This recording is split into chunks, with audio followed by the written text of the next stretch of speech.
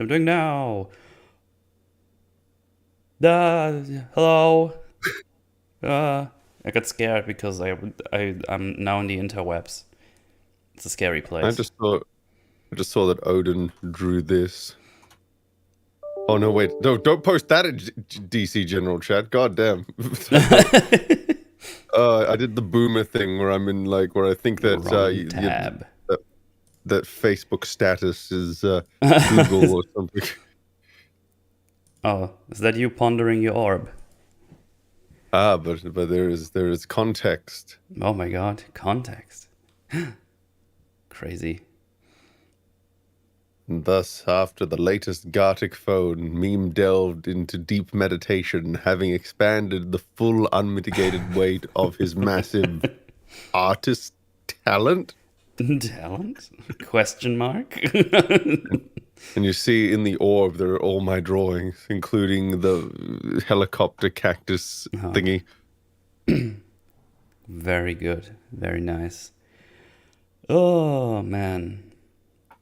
Um yeah, stuff. What's going on? I've already did a forge this week, so I don't actually have that much to talk about.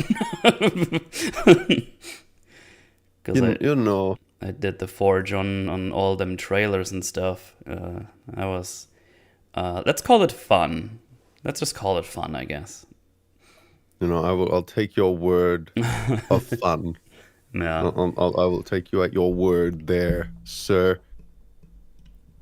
Um, you know, um, I think I'm perpetually going to be that teenager who does his homework at like the Mm. last possible hour because it was creeping up on like 7 o'clock last night, and it's just like, and I was just like, I cannot start this note taking any later because it always takes me like 5 hours to get through Yeah. because there's always lots of stuff, especially when we're talking about arcs and stuff. We have to always like stop and note where the thematic stuff and the foreshadowing and all that take place, and figure out also where structurally in my notes I'm going to place them, because Mm-hmm. you don't want to, because if there's like a big twist or something, you want to cover that as it's happening rather than um doing it, rather than like pointing out the hints as they're happening. At least you don't want to point them out directly. You want to go like, oh,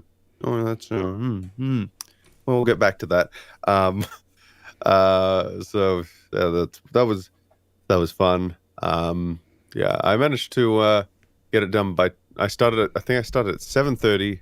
Ended up getting it done by 12:30, which Mm. left me to have at least 4.5 hours of sleep. So that Oh. was fun. So Well, you're so lucky I gave you those extra 2 hours because yeah, because I said EFAP I was think normally initially I at said, me. oh, just to EFAP time. I was like, oh wait, I'm just gonna be nice to upside down lines. Like, I'll give you 2 more hours, and everyone's like, yay, that's great.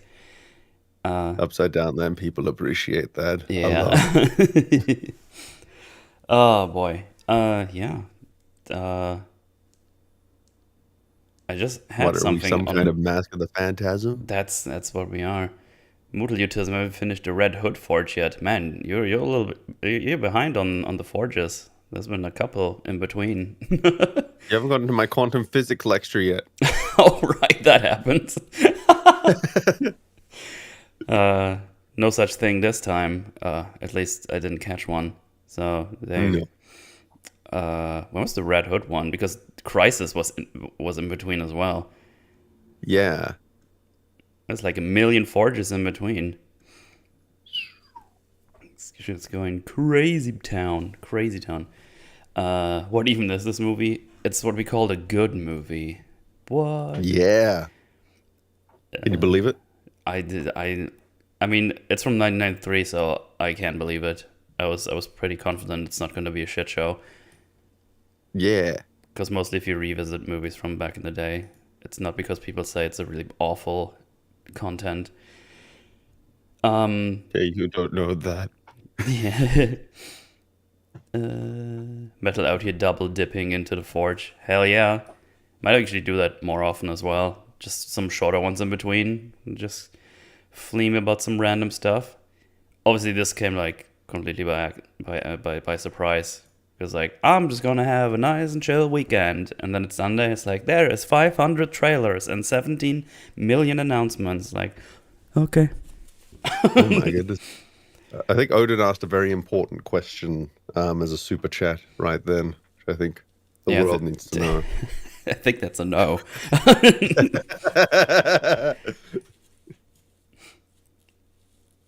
Oh boy. Right. I don't know. I won't be around tomorrow for anyone who cares, I guess. It's the birthday of a friendo tomorrow, and we're going to like a VR world, like a Oh my VR goodness. VR park kind of dealio. Do such things exist? Well, we're going to one, and they have a website, so I fucking hope so. Well, we'll know if we hear from you the day after if you were harvested. Oh, but yeah, we're gonna go check that out with like 5 people. They have escape rooms in VR as well, which is the most interesting part to me because they also just have VR games that I have here at home. It's like, oh, I could play that here. So, but I guess the benefit is, from what I understand, they have like these bigger rooms where you can freely walk in. So I assume Ooh. they're gonna have like quests and stuff where you don't have any cables attached to you. Otherwise, that would probably not work. But yeah, gonna be interesting, and I think it's only like $15 or something. So we'll see. Gotta be fun for sure. And after that, we're gonna go at the friendo's place and get horribly drunk, and I can't wait. It's gonna be a good time. Neat. Did you know that they are? At some of the tech shows, they're now showing off prototypes for like it's either VR or AR contact lenses. So Okay. we're starting to get to the point where they're starting to shrink down the form factor, and it'll be a little bit more accessible. And you don't have to put on the big bulky headset. You can just put the experience directly on your eyeball. It's gonna be great. Hmm. It's scary. I don't want things in my face all the time. Probably It will happen. it will. Oh no. Uh, but yeah, Hold you down. if you see me in the VR center, you can say hello. I mean, it's not gonna happen, but there you go. Everyone go to the VR center to say A- hello to Metal. Anyone lives in Langenfeld, that's where we go. I'm gonna book my tickets tomorrow. Oh, it's gonna be it's gonna be it's gonna be. I'm missing a word here. So just don't mind. It's a time traveling plane. Ah, okay. Fine, I'll buy tickets now. Most big entertainment centers have at least Beat Saber these days. I'm gonna beat my saber again. Yeah. Gonna beat Already your a meat. penis joke. Good start. I've Good got start. well, I got a couple in my notes, Penis jokes? for this film. Nice. Yeah, I'm 'cause, pretty sure there's I saw a penis-like thing on a painting, but I forgot to write down the timestamp. I think it's in the hotel room of Andrea. I think the painting looked like a penis. I don't know why I just remembered that specifically when we just started talking about penises, but that's what I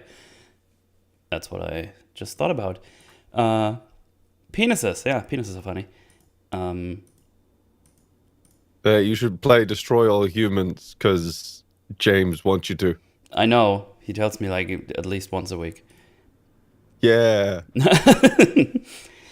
But I have all these retro games to play. I'm still playing God Hand, and because yesterday I was spontaneously invited by a friendo. I was like, "Hey, you want to go grab some Dranklages?" And I was like, "Heck yeah, I want to grab some Dranklages." And then I came back and streamed, and I was a bit tipsy, and I realized I'm doing way better in that game when I'm not thinking too much about it. It's pretty tough. Some games are like that, like Yeah. Injustice. Like I do my best. I don't know. I mastered Green Lantern by just repetitively button mashing until I accidentally learned all the combos subconsciously. That was how I learned that game. I can't learn combos by looking at them. I need to just figure them out. Yeah, yeah. By I accident. know what you mean. play Earth Defense Force 4.1. I fucking love Earth Defense Force. It's good shit. I hope that they bring out a new one that's more like the 4.1 and 5. Because there was this, what's the one? Earth Defense Force World something? Hang on. World, Earth Defense Force World Brothers. I played a little bit. Didn't really get super into it. And then there was like a weird Western version that pretty much sucked. Didn't like that at all. But like the 4.1 and 5 is like peak Earth Defense Force. That shit is great. That shit is awesome. I only know Godhand because H Bomber Guy uses an example in why Dark Souls 2 is the best game ever. Wait, does he? I don't even remember that.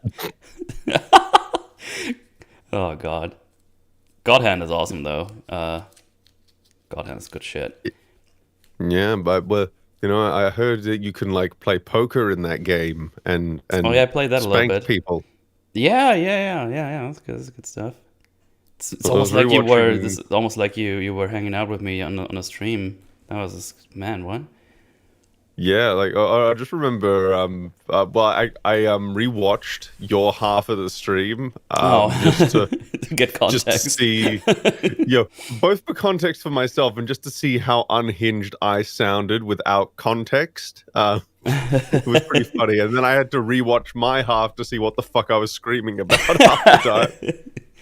That's the magic. That's how the magic happens. Oh yeah. Yeah, it's good stuff. But yeah, I said it. Evening Oh, streams. I said it already, but I already have a game for October to play in Spooky Month because I got my hands on a original copy of Silent Hill 1. Yeah, you were saying that, weren't you? Sorry? I think you mentioned that. When you were I did playing say that good in- old Godhead. Yeah, I said it before. I just advertise it more because people like that game apparently, and I never played it. So if this is gonna be bad, I'm blaming every single one who said it's good. You're gonna need people in chat people in a call every single time to hold your hand through all the spookies. Yeah. The spooky PS1 fogs, because the drawing distance wasn't good on the PlayStation, not good enough for what they did back in the day. So they had to By the hide way, it with the fog. Yeah, and I'm just thinking about it. Are you not going to encounter like pyramid heads and sexy zombie nurses? Because I think aren't those Silent Hill 2 things, and then they just Yes. kept repeating those. Yeah. Yeah, because from what I've heard, I actually don't know if like, they're in the first one. I have no idea. I think not.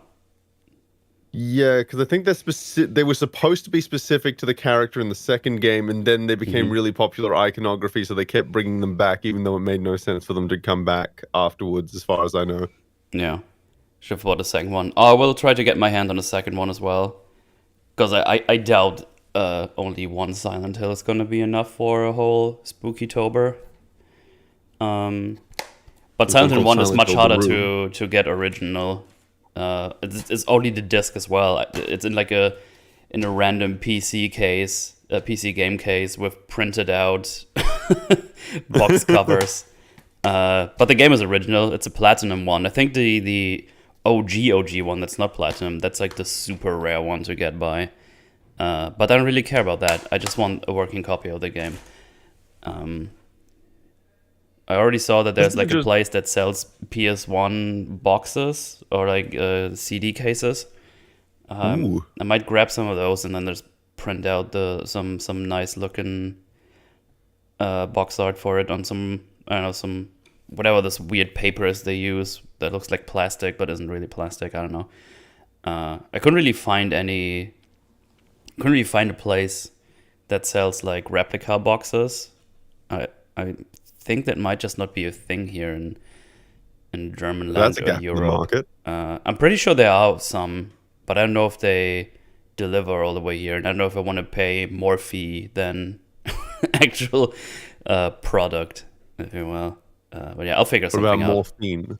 Morphine? Can you pay with morphine? I don't think so. Well, that should be an option. I mean, I would need to buy the morphine first, so I could just pay them. Well, it's like crypto, only like, why would you do it this way? It's like crypto, but it's also has value because it's morphine. Yes. Look on Etsy for replica cases. Oh, okay, that's a good shout. I always forget Etsy exists. It's like I've never bought anything there since like a month ago. Because I bought a shirt for for my friend's birthday, and they only had it on Etsy, and someone linked me there because I definitely did not check on Etsy because I never use it. Did you know if you bought Bitcoin like when it first came out, when it was like 0.01 cents, and you sold, and if you bought just $100 worth and you sold it last year at the peak, you would have been able to just get $16 billion without doing anything. That would be nice. I'm very sad. I always remember that I tried guy to that bought a manifest. pizza for Bitcoin. That guy, he's surprisingly no. chill about it. I would fucking flip my shit if I would have done that. Yep. Yeah. Well, I haven't. I never even had any Bitcoin. I just remembered that all the way back in the day, I was just like, oh, you could mine. I just saw, like, I think it was like 2009, 2010. I was just playing Flash games, and occasionally ads would come up. I was just like, oh, you can do this to mine Bitcoin, and I was just like, what is Bitcoin? I look it up. I don't really understand what it is. I just see it as a cryptocurrency, and Wasn't I'm even just like, aware of that stuff back then. yeah, I wasn't. Well, the thing is, I wasn't really either. I was just like, well, what can I use it for? And when I couldn't find an immediate utility for it, I just didn't bother. And now it's like the most value. Then it became like more valuable than fucking blood for a while. Yeah. Oh, Meme, use your time so plane. Yeah, we should use a time plane to get some bitcoins. yeah, yeah. Time Oh, release. if I had time travel, that if I had to. That would be like go back, and if I had to do like minimal impact to the timeline, that would be like just go back, start a wallet, make sure it's one of the ones that won't like implode, and just put $100 down and just watch it grow, and then never need to work again, never need to worry about anything again, because you will be in billions of dollars town. That would be nice because I'm already dreading my electricity bill next year or end of this year because that shit is gonna get really expensive over here, and it's gonna be awesome. I'm sure I'm not gonna get anything paid back the next time. That's Yeah. not gonna happen. Kind of reminds me of there's a Simpsons gag where where it's a flashback, and Homer, like, I don't know, he needs to buy a pizza or something. I can't remember the exact context, but he says, "Ooh, all these shares of Apple stock. Oh, that company's never going anywhere." So he sells all his Apple stock just before the company takes off. Just right after, yeah. Oh, and I'm just like, no, you fool! I felt that in my soul. Like, I wasn't laughing. I was in pain. Oh, it hits different when you actually when you're financially independent versus when you're just watching it casually as a kid. Yeah, we're punching reality again. Let's go. Fuck yeah! Nice. Oh man. Yeah, shit's crazy out here. Shit's crazy. I'm also getting more some more retro games on Monday. They would have arrived tomorrow, of course, because tomorrow I'm not here. So I had to tell the delivery service, like, you better fucking bring that on Monday or I'll kill you. Well, actually, I just clicked a button and said deliver Monday. But the other one was the better story. Anyway, I'm gonna finally get my hands on Alundra 1 and 2, which I got in a bundle for $70, which is insanely good price for Alundra 1 and 2, because Alundra 1 in the condition I get it can go for up to like $120 or something, and I basically got it for 35. So Nice. that's pretty good. I had to blow my nose just then. For some reason, I'm getting dizzy when I blow my nose now. That's probably like sign of cancer, right? Sorry? Like if I blow my nose and I just get really lightheaded, that's probably a sign I have cancer of some kind, right? Super AIDS. Yeah, cancer AIDS. Ew. So there Nasty. was like that news headline saying that the fourth person ever was supposedly cured of HIV. So that's Oh. something. Crazy town. Bring on the fallout. Sorry, meme, there's nothing we can do. Oh. Hold your hands up to your ears. Maybe it's gonna stay in. Low blood pressure meme. Please see a doctor. But my blood pressure was fine the last time they checked it, and that wasn't that long ago. German government would be like, ah, yes, we will use fuel from a rival nation to fuel our infrastructure. What could go wrong? I know, right? By the way, it's gonna be triple the cost now. Thank you. Oh, oh, okay, oh, okay. Just get the Hulk to bleed on you, metal. Ew. Ah, Jesus. Yeah, fun stuff. Yeah. So the main lesson I'm getting here is that when time travel is invented, like there's going to be a bunch of crypto miners going back. And we're going to wonder where all the Bitcoin is going. At some point, everyone around is just gonna get rich. It's like, I think something's up. I think something's going on here. You know, well, at that point, you just kind of hope that you're going with the with some obscure model of time travel, where when you go back in time, it's an alternate dimension, but somehow Mm, when you get back to the future, it's still that alternate dimension's future rather than yeah, yeah. your future. It's like, I really hope it doesn't work the other way. Shit. Fucking internal consistency of the universe. Why? Let's outlaw crypto so we can get graphics cards again. Well, graphics cards are getting cheaper now because crypto market has basically Yay! collapsed. So just you're gonna be finding a lot of GPUs on the secondhand market now. Um, Yeah. yeah, we'll see how that goes. They're still expensive though. They're still too expensive, but that's just a precedent now. They're just gonna stay that expensive, I'm afraid. Because the companies scenes like, oh shit, they actually pay that much. Fuck. Hey, it's Oh my. back down Oh. to MSRP. No, but they're still 4 digits. Yeah, MSRP. Please buy. Please. Please, please. I gotta get a new graphics card at some point because mine does this wonderful thing where if I do something too intensive, it decides to just shut down and then start up Oh, again. oh, It's that's great. fun. Yeah, it's just like, oh, why did my screen go black for a second? And why do I have to restart all my graphics intensive programs now? And it's just like, oh, well, you see, I go into the event viewer and it's just like, oh, your display driver just stopped responding, aka that just means your graphics card. So, okay, I'm good now. Just be richer. It's that easy. Well, then donate more. Then I'll be richer. There you go. Then I brought you the solution for my problem. Yeah, Easy, do that. Odin. Just do that. Um, Yeah, like donate a million no, million hey, you dollars, can't just say and no. then Where's my cash? Give me my goddamn cash. yeah, and then tell him to give half of that to me because it'll be so much money he can just give it I'm away. just gonna fucking throw it out the window. I mean, there's a bus stop right in front I'll of my catch it. door. It's like, hey, you I'll want some catch it. cash? Here, have it. I don't need it.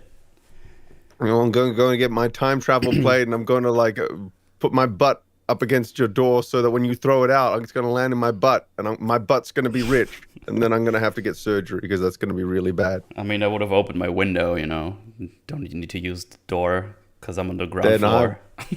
then I'm going to be a window hoover, an upside down window hoover. Nice. What's the Money printer go graphic brr. driver used for exactly? And should I buy one? uh, James is such a boomer with PCs. It's really funny.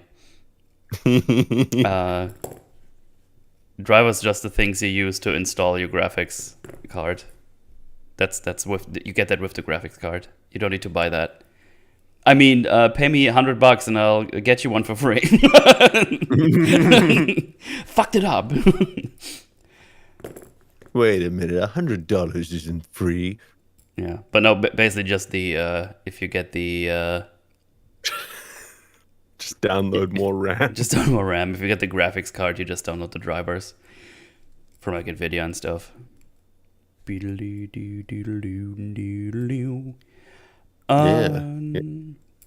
Get the NVIDIA Studio drivers. Yeah, whatever. Whatever floats you schleems. Whatever schleems you blomps. Yeah. What other things can we talk about to avoid talking about the film? I don't know. Can think about something. Yeah, you watching Ric Flair's last match on Sunday? No, but I can pretend, yes. Oh, did you know that you are currently competing with Jackson Galaxy? Because he's streaming that new cat game, Stray. Who? I legit don't know who you're talking about. So he's like the cat whisperer guy. He's like the cat guru person, like the only person in the world who seems to actually know how cats work. Oh. And he had that show, My Cat from Hell, on Animal Planet for the longest time, and now he's on YouTube telling people like, hey, if you don't want your cat to misbehave, you should like play with the fucker every now and then. Oh. And then that's how you do. Yeah.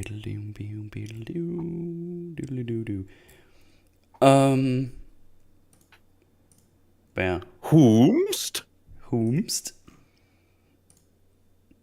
Yeah, this weekend I actually bought that pay-per-view.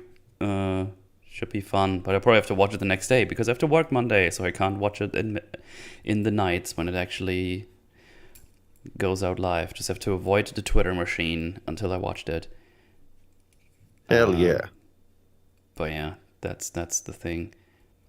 Also competing with Friday Night Tides. Oh no. I don't know. I didn't know it was a competition. I would have prepared better. I would have got the boobs out and stuff, on the stream without a webcam. Yeah, you can there's two Metals Forges logos. There's room for a feed of the cam. This is true. Man. But yeah.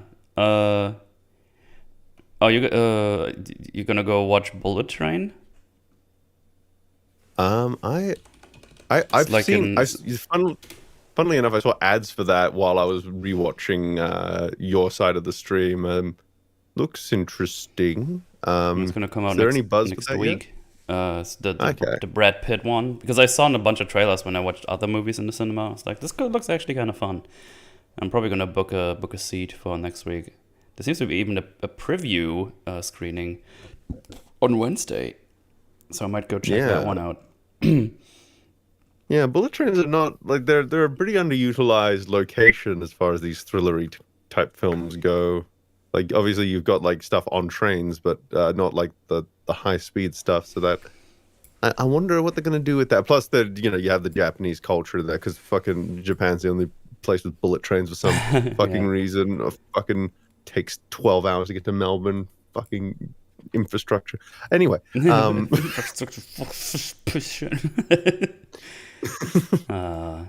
I'm gonna go watch that, and that's probably gonna be also the Forge for next week. Bullet Train, just banking on that recent stuff, like the filthy whore I am.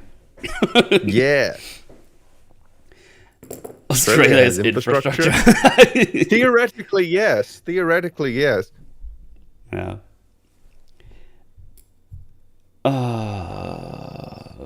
But yeah, that's gonna happen for sure. I'm gonna probably book that seat after I'm done. So here. Yeah. Oh wait, isn't Wednesday like a really hot day as well? Not if you're over here. Because I normally ride my bicycle to the cinema, but if it's like 40 degrees, I'm gonna skip that. But I don't know if it's even. I don't even know if it's better to get the tram because it's gonna be. Oh yeah, great. Wednesday is the hottest day. It's like it's 34 degrees Celsius. Just in case anyone wants to go. Fuck, why do the Americans? Everyone else uses metric, and fucking What is the reasoning for like? Is it just to make? Is it just because they want to make everything more inconvenient for Yeah, filthy, unwashed foreigners like us? probably. That's fair. Yeah. Uh, yeah, it's I don't know. Blame Blame rags. rags. Damn you, rags. Because as Americans are Chads meme. Yeah, sure. you know. Get You know. ready to be Um, fucked soon, Metal. My PC will soon be fully operational. Oh no. It's gonna demand to be in calls again. Damn it. oh my goodness. But the Joker, isn't that the guy who's similar to a Gigantosaurus? I saw God damn it. I saw that claim when I watched the thingy Adam's video about the was it Jurassic World, whatever the fuck. Dominion, yeah. Or is it some people have called it Jurassic World grasshoppers? Well, I still need. I'm excited to find out the context for that whenever I get around to actually watching the fucking thing. I never got around to it. It's still in theaters at this point. I don't know. Post distance and feet. We measure with freedom units. That's true. Well, then you have the freedom to fuck off with your stupid system. Got him. Fucking got him. You have the freedom. It's freedom is a funny way to say inconsistent. Anyway, No, James, GPU is your graphics card, and then you use the drivers to run your GPU. Prepare to be severely underwhelmed, meme. I expect as much. I just gotta clarify that for James. GPU is your graphics card, and then you use the drivers to run the GPU. So you put that boy in, then you go to your NVIDIA flimflam side, tell the site which thingy you want, or which graphics card you have, download it, install, and then you're good to go. I mean, if you now have an extra graphics card, I'll give you my address. This preamble's been really good. I'm actually fully awake now. Like, been stretching and stuff. It's great. GPU, it's called the graphics card, huh? It's graphics, flim-flam. Actually forgot what GPU stands for just now because I'm very stupid. A GPU dealer's flim-flam man? He's a flim-flam man. Graphics processing unit. There you go. I was missing the process. What part of TNG are you up to? I'm gonna check on that podcast page. Do it. I'm busy crying. Give me a break. It's fine. It's fine. He's more flim-flam than man now. Damn. God damn. There's a lot of flimming and a lot of flamming. But I think the let's see. I think episode 12 is the last one we watched. No, wait, I'm wrong. 14? Let me scroll down here. 14 is Angel 1, right? Yeah. Angel 1. Was Angel... Yeah, Angel 1 was the last one, I think. Yes, just trying to remember. I know all the episode titles. That's the woman planet, or the woman-led planet. The first thing my eye gravitates towards in the Wikipedia page is this episode was intended to be a commentary for apartheid in South Africa using gender role reversal. Neat. I think that was the episode that fucks hard with the Prime Directive. Yes. Because they say, oh, the Prime Directive doesn't count for civilians. Like, excuse me? You don't want to say that. That's a big problem. But that's not the topic of today. Yeah, we can talk about Prime Directive. I'm probably going to request some Star Trek stuff at some point. I can probably rant about Prime Directive at some other point in time. Prime Directive has been really weird already. Yeah. But yeah. It gets weirder as Trek goes along. That's all I'll say. Like, it turns from a guideline into a religion. Oh no. Oh boy. But yeah.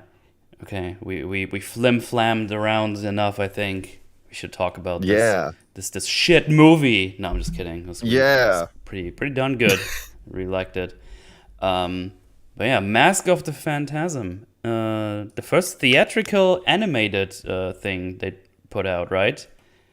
yeah. From Warner I put Brothers Animated, I think is the studio called, or was it called? I don't know if it's still called that. uh, But yeah, it was. I'm not sure what it was called back then, but there's a bit of background actually for why this got a theatrical release because Oh, this because wasn't originally supposed. yeah, because I read it was originally supposed to be on video directly, but then they Yeah, turned it yeah, theatrical. I don't know, but I didn't read further. So go right ahead.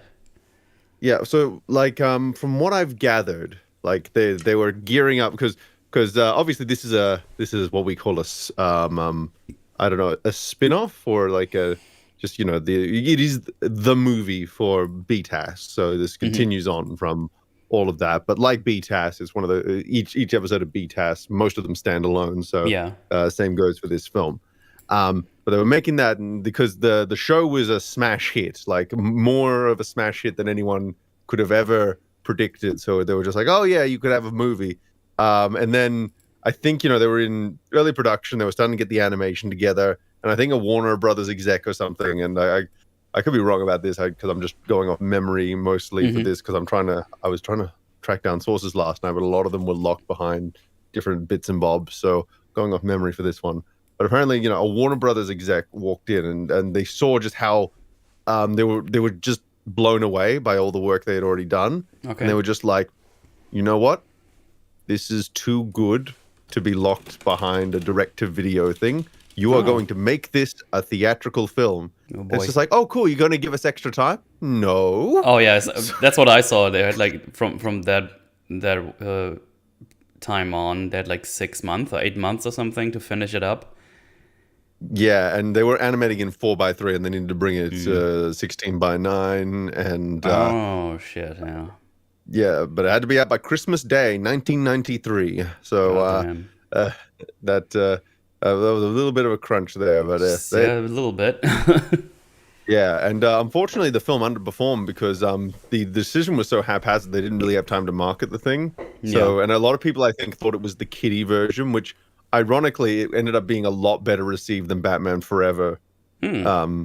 did, which was the quote unquote adult one. Um, that one, and now it's looked at quite fondly in I retrospect, and I can see think why. even the controversial Siskel and Ebert, the Roger Ebert one, they actually didn't cover the film when it came out, but they liked it so much that they actually dedicated an episode of their show to it just to make sure they covered it because they thought this actually deserves coverage. So Oh, okay.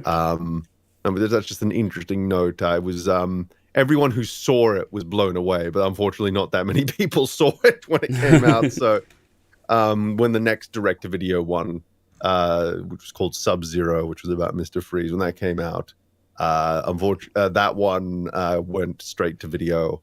Yeah, you can When get this and Zero, Sub Zero, or whatever it was called just now. You can get this as a double pack on Blu-ray now, yeah, oh yes, which I'm very intrigued to get at some point. But it seems to be it's like almost $40 for a Blu-ray. Seems to yeah. be sawed over or whatever.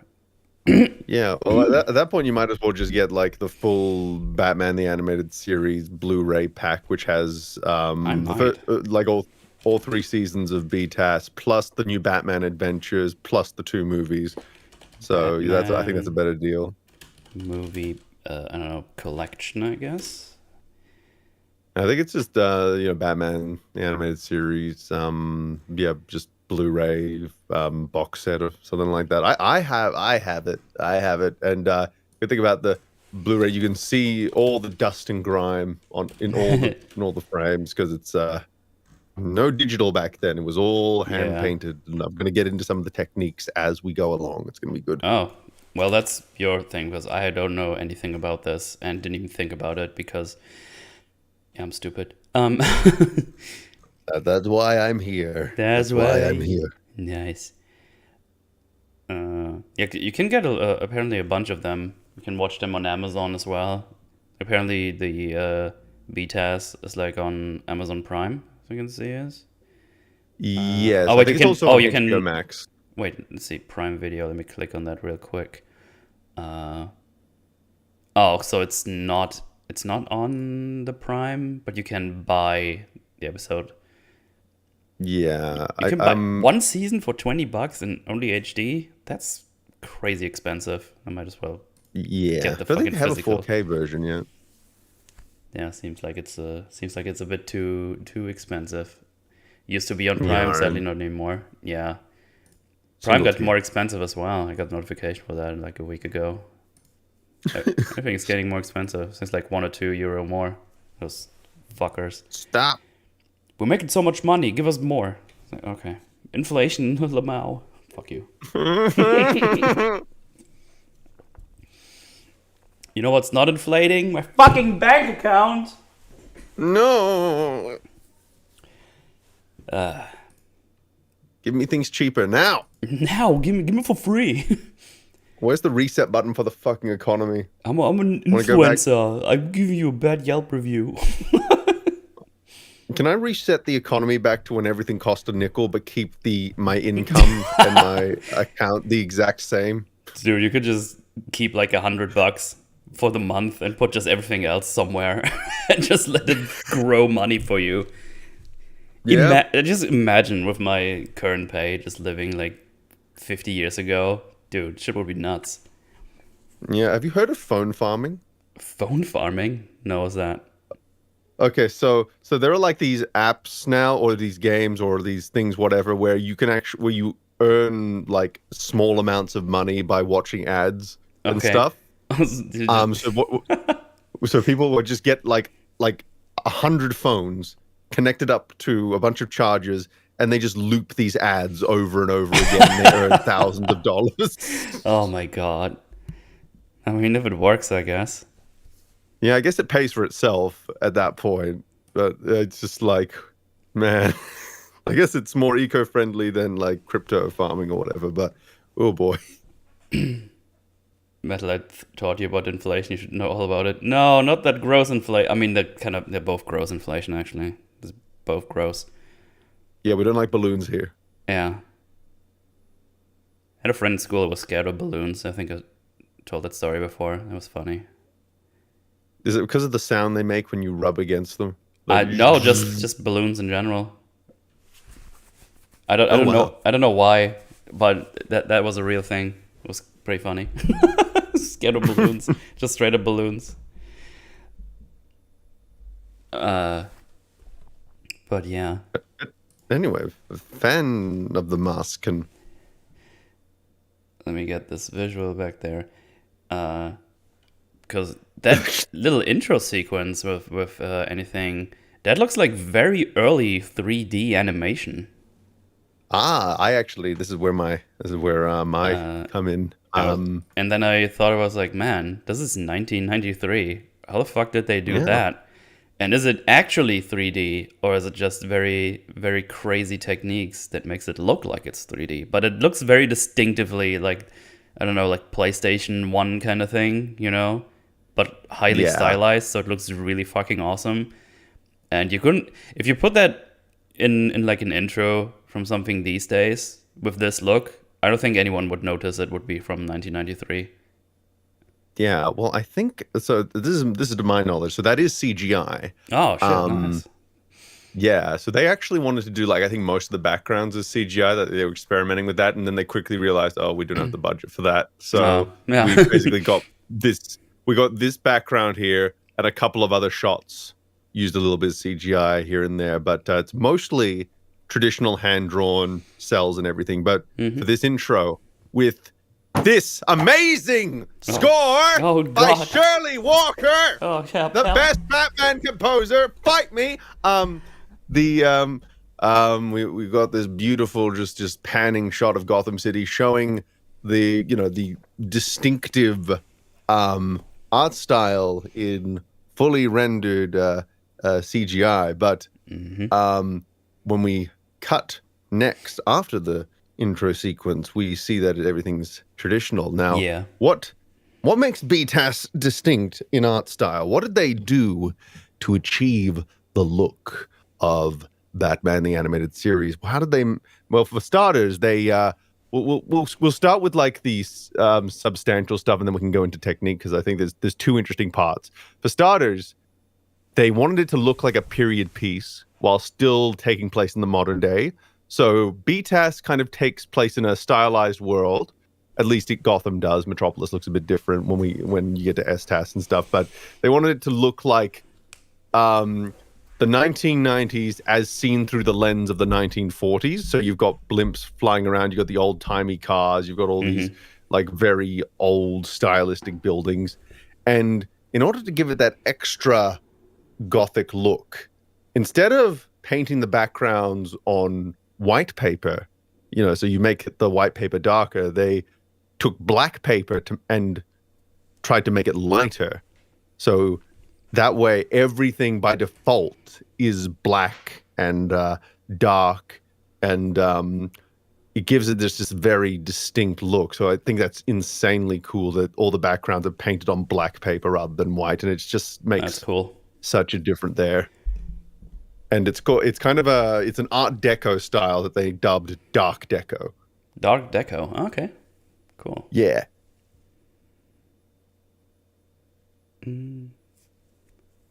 All right. And Shirley Walker, best Batman theme. Nobody can question this. No one will ever top that theme, especially in this film. Damn it. I like how I gave you like 7 seconds to talk more, and then I wanted to start, and it's like, You see, I just got to take advantage at the last second. That's how I roll. Yeah. But yeah, good stuff. That actually answers the thing I wrote down. I wonder how they made this intro. And now you said it, and everything is good. Yeah. But yeah, next we just see Batman crashing a mobster meetup. They just talk about money and stuff. Not really super interesting for the rest of the story.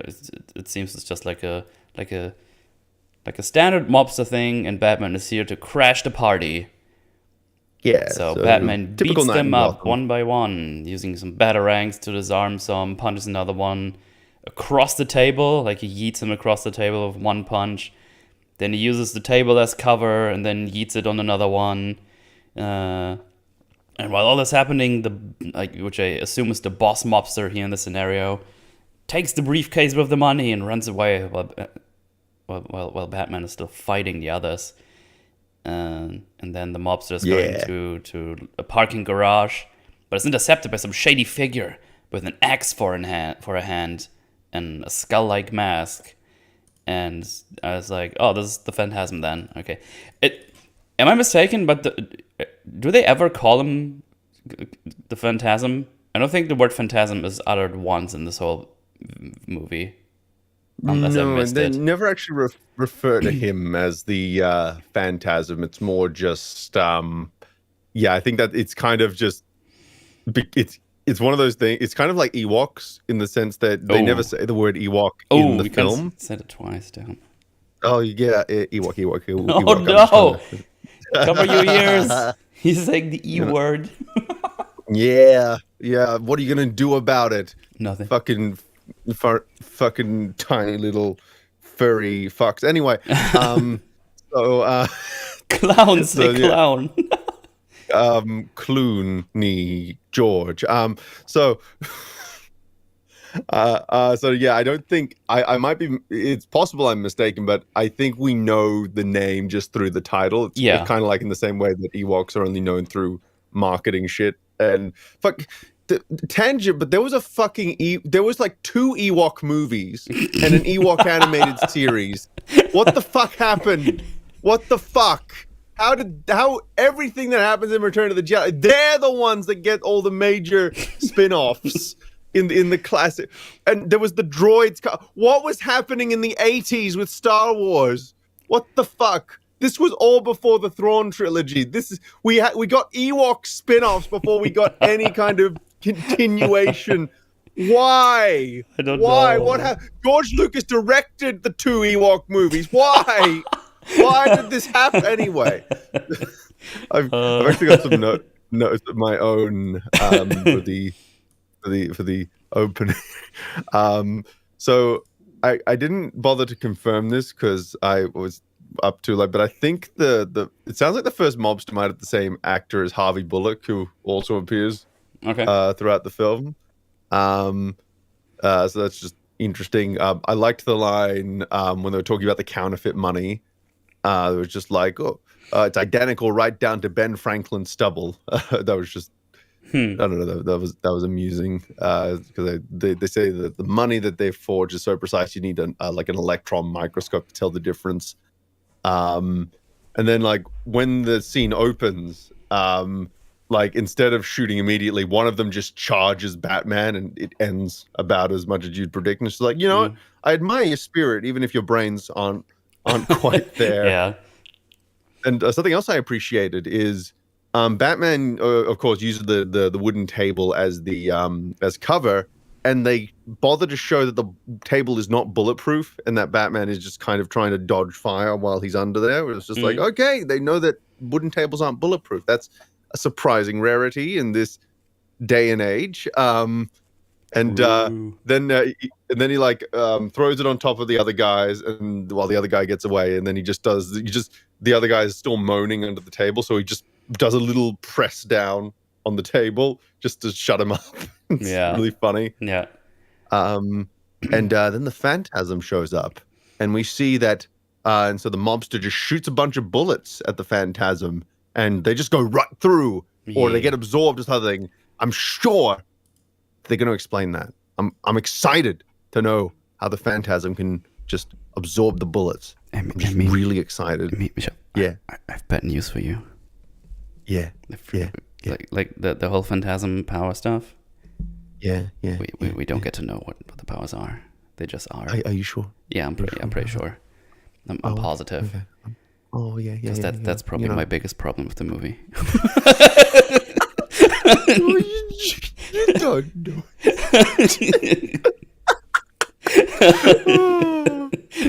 Oh man, I gotta say that like that hook hand, that's pretty sharp. That like cuts a revolver. Like that's a right in half. That's a pretty heavy duty weapon. But you just right through. Yeah, I said he has an axe for his hand, but James probably has the better description. Like a bladed gauntlet is probably a better description. Yeah, just like, it's like it's got a kind of a Grim Reaper vibe going. Yeah. It's pretty gnarly. And also, so I guess we're now catching up to where you've already recapped to. So we're we see them struggling in the car, and we see that we're not on network television anymore. And on in the series they were already kind of pushing it because they would show blood occasionally, but now they don't have the censors going. You can't like. Is that a blood drop on your chin? You fuck. Yeah, you can't say kill either, and you can't say that people died. You can't do that. No, I'm sorry. Like, they were on the same network as that Spider-Man animated series, which was kind of infamous for all the censorship. And apparently, the main difference is that the Spider-Man people just didn't fight against the network people because they had enough internal conflict in the writers' room that they didn't want to deal with the censors, so they just kind of capitulated. Except for one story where they really insisted they needed to use a real gun for the sake of the story, but that was about every Batman episode. It was like, we need to show blood here. God damn it! It's just a little bit coming from his mouth. Please, no, please. It's like, fucking fine, whatever. Jesus. But now there are no networks to deal with. So now, first scene, blood.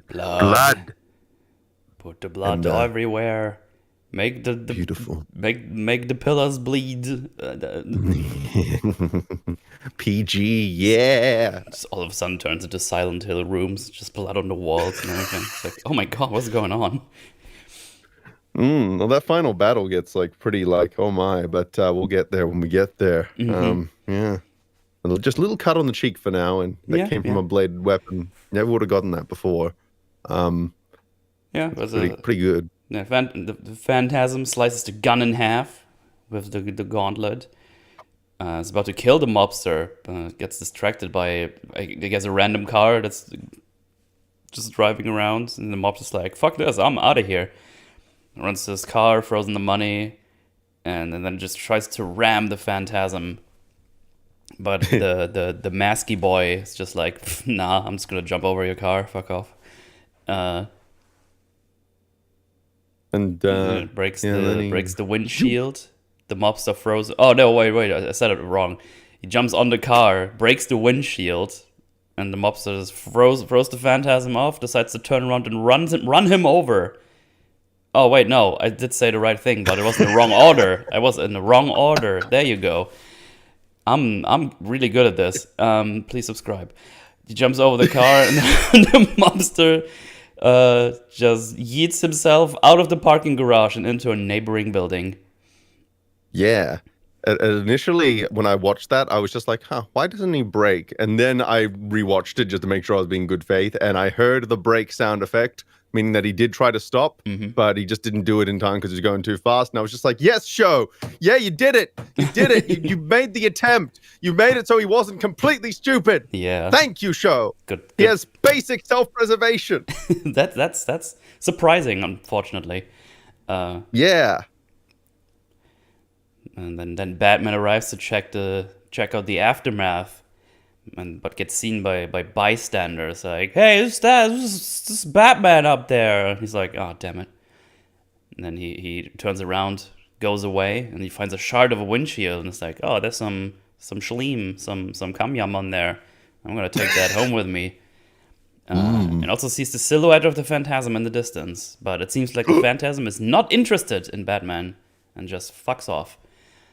And we then we see some news reporters asking police what they want to do about Batman, specifically the counselor. Was it Reeves, right? Not Reeves, Reeves. Yeah. Yeah, like Christopher, like the Superman actor, and also George Reeves, the other Superman actor. Oh. Let's protect Henry Cavill. It seems that tragic things happen to Superman actors. Yeah. Because he's as deranged as all the criminals out there, and he's just some crazy vigilante.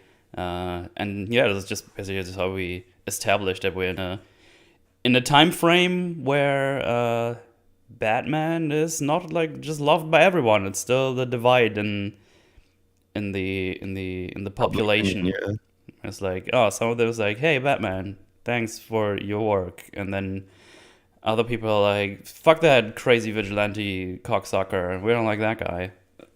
And there's a bunch of policemen who don't like him, and the counselor is very much anti-Batman. And yeah. And then we get like, then we see Alfred. Oh, no, we also get good old Commissioner Gordon, who's like, no, Batman is cool. You can hunt him. He's just like, oh yeah, you can hunt him, but I'm not having any part of this. I'm out of here. Yeah, well, I think that happens a bit later. No, that's here, pretty sure, because because then the detective guy in the background, I don't know if he actually has a name. He probably has one, but I don't know it. Because it kind of hides his face when he says like, I don't have anything of it. It's like, oh yeah, because he's gonna be involved in the chasing of the Batman. Oh yeah, I think it's because I remember I think Gordon is defending Batman here at the press conference, but I think the manhunt where he says I will have no part of it is a later scene because I have notes for that later. Yeah, fair enough. Yeah. But yeah, then we get to the Batcave and we get Alfred and Bruce, and that's always a treat. I love this quote here. Such rot, sir. Why, you're the very model of sanity. Yeah. Oh, by the way, I've pressed your tights and put away your exploding gas balls. Yeah, that's what I written down as well. I was going to say that this Batman is like the best smug face. Just look at this. Look at this guy. Oh, it's great. He has such a good smug face. But yeah, just them talking is just always great. Yeah, and then Bruce is just checking out the shard, and I was like, "Hey, what was that thing?" It's like, "Oh, this is part of the windshield of Chucky something something." It's like, it has some chemical residue on it, some kind of long chain macromolecular polymer, adaptogenic, of course. And then Alfred just turns over, like, "Of course," and it just goes away.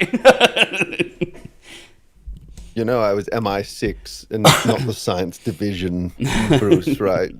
But, just so we're clear. But yeah, just awesome dynamic between those two, as always. It's just always super fun to watch. Yeah, really entertaining. Yeah. Next, we cut to someone on some lady on a plane. Ooh.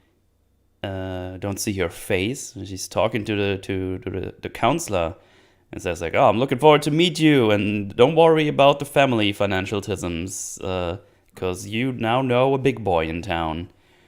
And then you also ask, "Oh, you're looking to meet some old friends?" And then we see her looking and like kind of touching Bruce's face on a magazine, but also saying to the counselor, "Oh no, he's ancient history. That silly Bruce man."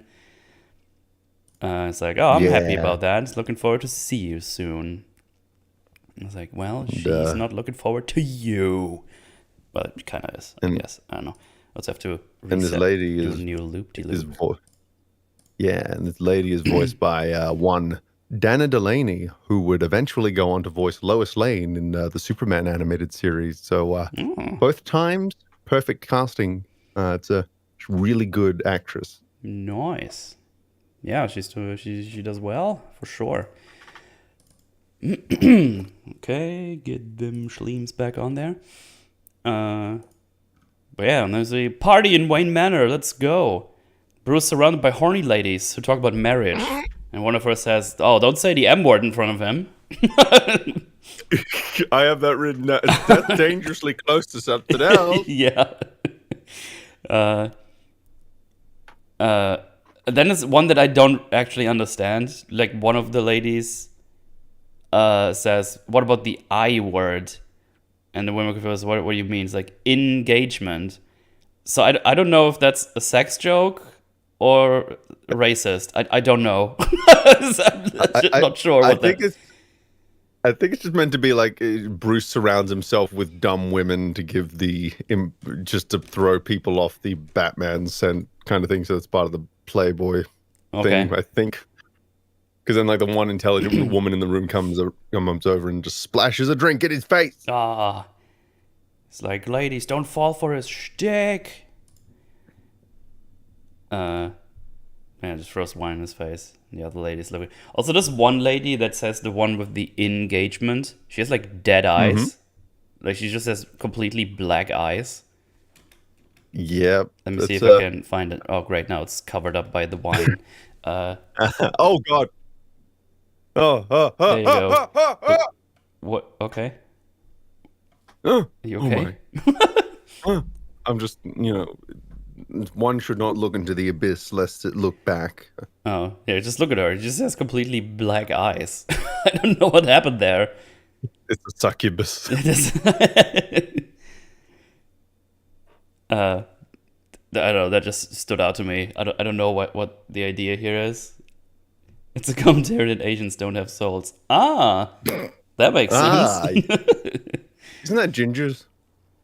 It goes both ways, it's fine. Yeah, that's true.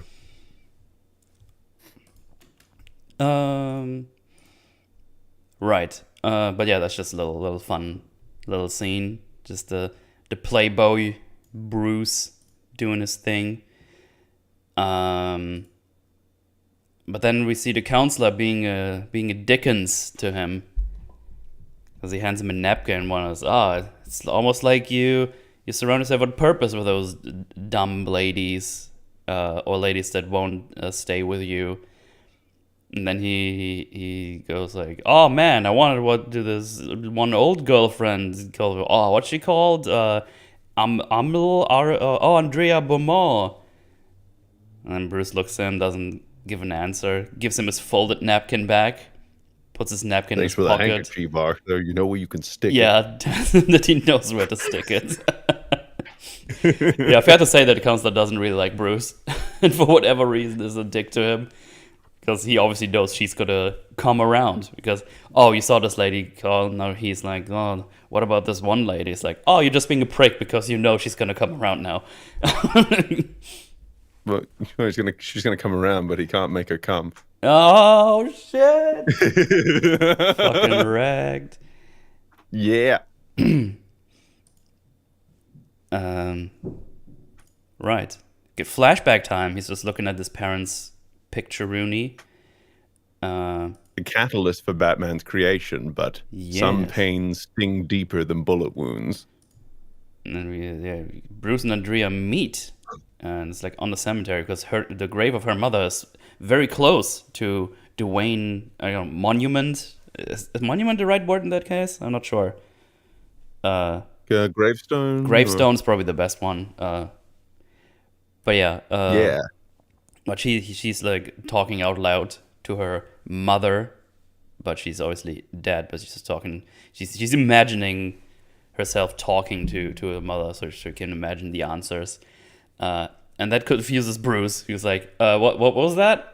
It's like, "Oh, I was talking to my mom." It's like, "Oh, okay." And he turns around, and then she says his name. It's like, "What?" I mean, you said my name this time. He's like, "No, I was still talking to my mom," which is kind of funny. The fuck is going on? He's like, "Stop confusing me, woman." They just have a cute little talk, introduce themselves to each other. But yeah, she seems fun, witty, pleasant to be around. And she's got dead parents too, so they got a lot in common. A lot in common. Yeah. Well, she has one dead parent, not parents. Yeah. And there's some shared stuff. They always say go for those with commonalities to yourself. That's a deceased familial figures. That's a good start. I think there's some choice quotes in here, like how come that if you're so rich but you always look like you're about to jump off a cliff? that's what I've written down. It was funny. Yeah, a description of moody but cute. That kind of the fact that she's seen him around campus and stuff, and I'm just like, oh, they're emphasizing the fact that he hasn't quite gotten he's obviously not quite gotten the bat. This is before he becomes Batman. Yeah. Like, this is right before. But he's also not got the Playboy thing down, so he just looks like this really moody guy a lot of the time who people might find attractive, but like not. He doesn't have quite the suaveness going on. He's not developed the other persona quite as much as he could have. And something else she says is, "I'm not the only one who talks to their loved ones," and Bruce would know a little something about that.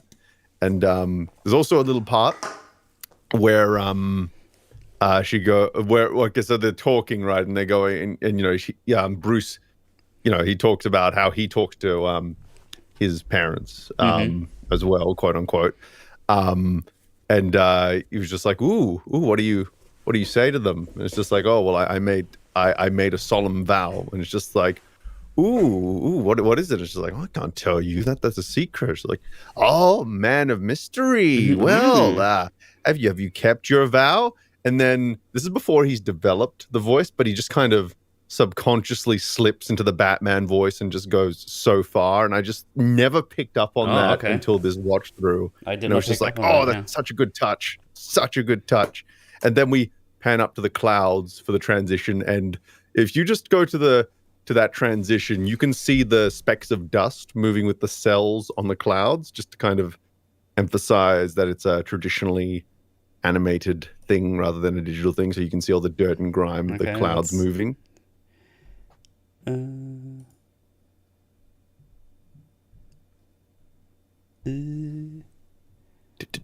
She drives. Here. Oh yeah, you can just see some specks move. Yeah, and then they even kind of stop for a little bit before the transition. Yeah, that's neat. Yeah, this is something you can't quite unsee. Kind of like how the moving characters, you can kind of see their shadows underneath, because of course they're cells, so they would leave a little shadow there. Yeah, you see that with old Simpsons episodes too. This was the first time I had a suspicion she's going to be the Phantasm, by the way. But I was led awry during the movie. Yeah. they do a pretty good job. But yeah, it's a nice little intro to her. I liked it a bunch. Nice little talk. So do I. You know, it's great when characters just talk to each other. But I ranted about that enough. Let's just go to the next scene. Because we see Bruce in one of his early outings as a vigilante, but not as Batman, because he's basically just wearing a ski mask and a utility belt and some black clothing, some gloves, and that's about it. If I may interject for a second here, because I got Absolutely. some BTAS stuff to just pile on top of that. Do it. Go for it. So, so throughout BTAS, we have a lot of episodes that are kind of dedicated to things from Bruce's past returning to the present, and usually it's because he's been around the world and he's trained with so many different masters to become the Batman, basically, just all the skills he will need for that. And now we're kind of at a point in time where he has the skills to pay the bills, but he doesn't. He trying to bring them all together is now a very awkward thing, because he doesn't really have because the Batman stuff, that's the unifying factor, but he doesn't have that yet. He just knows, I want to fight crime, I want to protect people, I want to do all this. I've been fighting for this, but he doesn't quite. He's still figuring it out. Yeah. So what does he do on his first night? Well, it goes, and then tells him to get down with no Batman voice. Yeah, this is really awkward. He doesn't really know what's going on, and we get a little bit more of that after the whole thing is done. But yeah, I think it's implied this is like his very first thing he does, or at least the very first one that gets recognized by the press, apparently, because you get like a little glimpse at the newspapers, like, oh, weird vigilante is on the run doing some stuff. I don't know if it's actually his very first one, but it's definitely one of his first ones. And that one seems to be his first one, because he seems to be very awkward, and he's like reacting to a lot of stuff like it's his first time. And unlike Man of Steel, it actually is supposed to. They actually do recognize the implications of it being his first time. So for starters, all his gadgets are proto. There are no bat themes here. So yeah, it's just a random throwing knife, and not throwing knives, like a throwing star. So that's from his like samurai training, for example. And he just uses a hammer to try and crack the windshield. Right. Yeah, so there's and he has his spiky balls as well. Balls.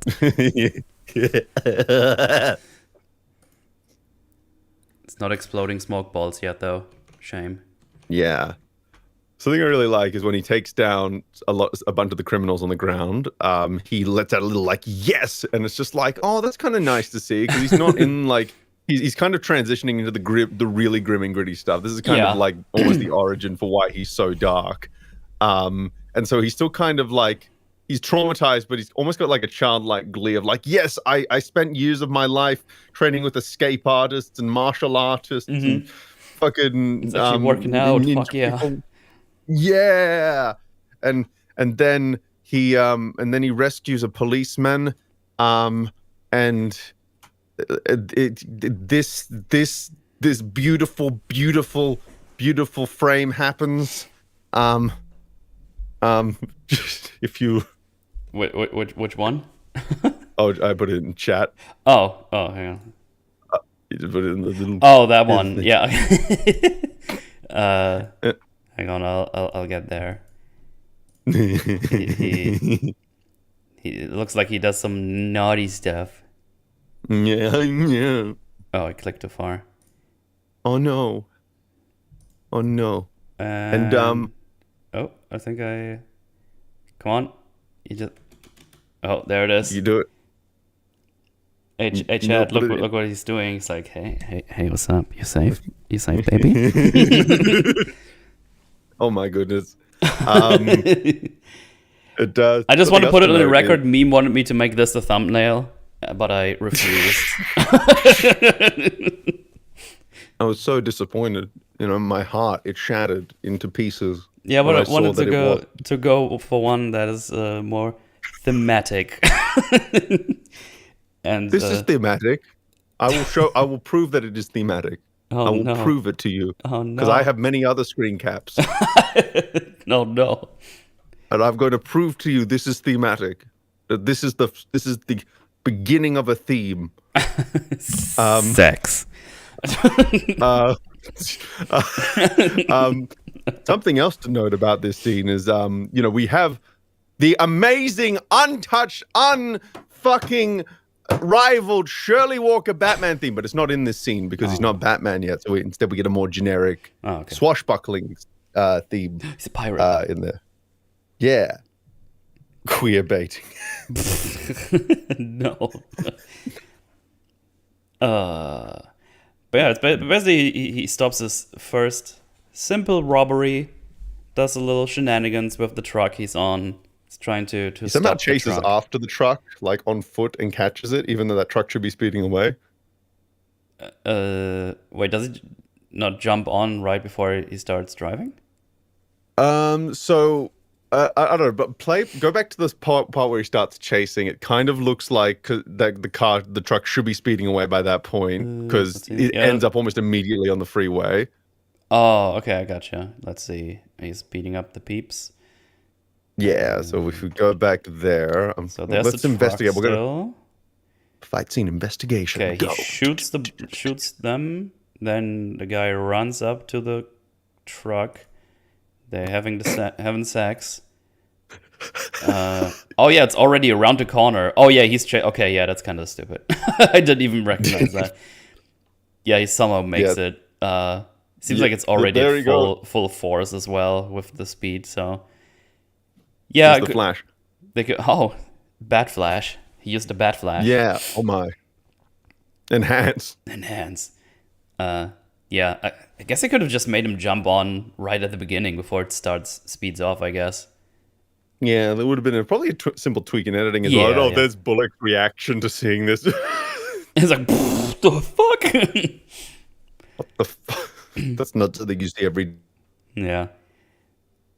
And, then the guy survives like the most epic fender bender of all. Well, Bullock somehow survives getting his fucking car pancaked against the truck there. It kind of just spins out and then rolls out. So that's yeah. And then the guy in the truck also like.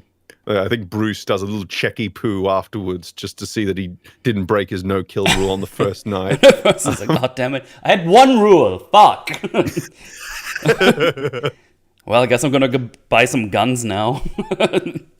Yeah, and that's how we got the Golden Age Batman. He just like, oh, fuck it all. Yeah. And actually, Bruce is very lucky he didn't get the big squish. At He was almost got the big squished. That's true. Yeah, so he almost died as well, but he just stops right there. And he's like, ooh.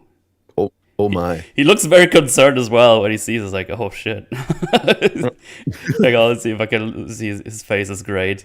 Because he looks. He's like, yeah, there it is. That's perfect. Look at his face, like, oh fuck. That was close.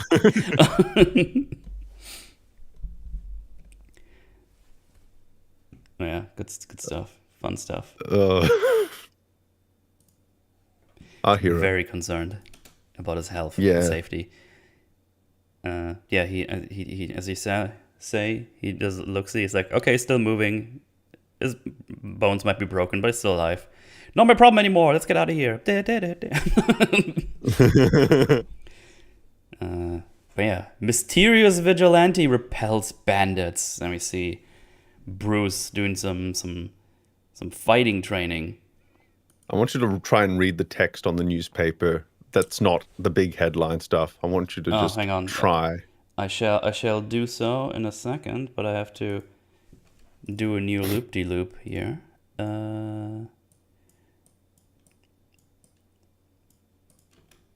Let's see. let me just put the loop here, and then I go there right away. Click. Okay, let's see here. Let me put it on screen as well. Okay, what else do we have? Radomski to press. I'm innocent. That's one. Oh, I see the. So I'm trying to read the really small text, just trying to see. Let's see the result. How it relates. The result. Proponents hope, encourage. Jesus Christ, it's kind of blurry. Companies to invest Pollution technologies that end their emissions and allow sell off their valuable pollution acres, something. Firm that cannot clean up their facilities. Kind of what I'm trying to get at is it's complete nonsense. Okay. The newspaper text is that it basically, it looks like they might have just copied and pasted something in there just completely randomly, hoping no one actually pays attention. Reaction from teachers so far mixed with something complaining, with many complaining. There's some complaining that the new system is confusing. So it just says TH and then it's cut off and then it just says the. So that should be a that. Confusing. District's 419 elementary school were issued. It's funny because some of the things are more readable on the actual stream output because it's smaller. Yeah. Right now. Issue training instructions and a videotaped explanation. So that should be as well as supposed to be, as well as the chance to buy copies. A 38-page report, card handbook, 20 cents each. So there's definitely some words missing here. Yeah, a little bit. I think there was there's a reference to UC Berkeley later, so you can maybe get an idea of what newspaper or news article they fucking ripped this from. Others such as Stacy Sinclair, 6th grade teacher at Paqua Elementary, praised the new farm because it requires something detailed of student progress, a more detailed something, it's good according to her. Yeah. Well, that was fun. Yeah, aren't you glad that we paused the stream for that? Absolutely, that's quality content right there. Yeah. 40 minutes in. Well, an hour and 23 into the stream. Yeah. So, yeah. Day right after, we just saw the newspaper. And Bruce knew he had the edge the whole time. It's like, I can feel it. I had the edge the whole time. But there's one thing missing. They weren't afraid. I need to strike fear into them from the get-go. So we just see his mind going. It's like, okay, there's still something missing. Like they're still just kind of fighting back and don't really give a shit who I am. So I need to do something here. Something cool is that Alfred has black hair in the flashbacks to kind of emphasize the passage of time when you see him later on. Yeah, it makes sense. Are you sure you won't consider rugby, sir? Yeah. And then he gets visited by Andrea. And she just says, it's been 3 days since we met and you haven't called. I thought you might be dead. And then Bruce rightly asked, wait, do you expect anyone to call you? Did you meet? And then she just says, well, everyone that's smart enough to dial. Just like, oh, man. What are you practicing there? Jiu-jitsu. It takes years to master. Jean. Gesundheit. It's like, that's German. I felt represented, therefore it's good. Yeah. But yeah, Jiu-jitsu is no joke. And then she goes up to him and trips him over, saying, I got some moves on my own. It's like, oh, that's another thing they have in common. Huh, Yeah. What do you know? What do you know? They have dead parents and they both know how to fight. Cool. Yeah. Oh, then Bruce makes her trip as well. And she says, oh, good footwork. Can you dance too? And then they get so horny, they fuck right on the spot. We're not joking. We're not joking. I have some very tasteful notes for this. Oh. So I say that, she decides. So she opens by throwing the man so injured that his entire hand is covered in bandages. So that's cool. And then Bruce returns the favor. So their love language must be physical violence. Nice. But of course, not to stop there. I have my next note is almost rape, but she decides she likes it. Because he pins her down and she starts struggling, and I'm just like, oh my! But then she starts like going, ooh, how's your leg work? And I'm just like, oh my, that almost, that almost went places. And then very different Batman. Yep. She felt his batarang. Let me just get my bat roofies real quick. Oh Lord, yeah. You see that struggle, and then oh my, ooh, I like it. Harder, daddy. And then just Alfred comes out. I was like, I'm gonna bring them some drinks. Like, oh, never mind. I'm just gonna turn around. Just go back inside. Oh, there's just a series of expressions where it goes from shock to just really unimpressed. Yeah, it's like, again. Yeah. Why do you even bother getting those drinks every time? And this is another sign that they are not on network television anymore. Because first we got more blood. Now we got bat coitus. Bat coitus. And it's just really, it's really good. Like they can't show it, but they can at least show the lead in. Did you know that when people like each other they fuck? Nice. Did you know that? Well, now you can know that through animation. That's what they do. Nice. That's what they do. And then we cut back to the present, where Bruce just reminiscing still, and there says, like, Master Bruce, can you come outside? Someone's dancing on the piano, and then you just hear in the Miss Bambi. Just hear in the background, Brucey, where are you?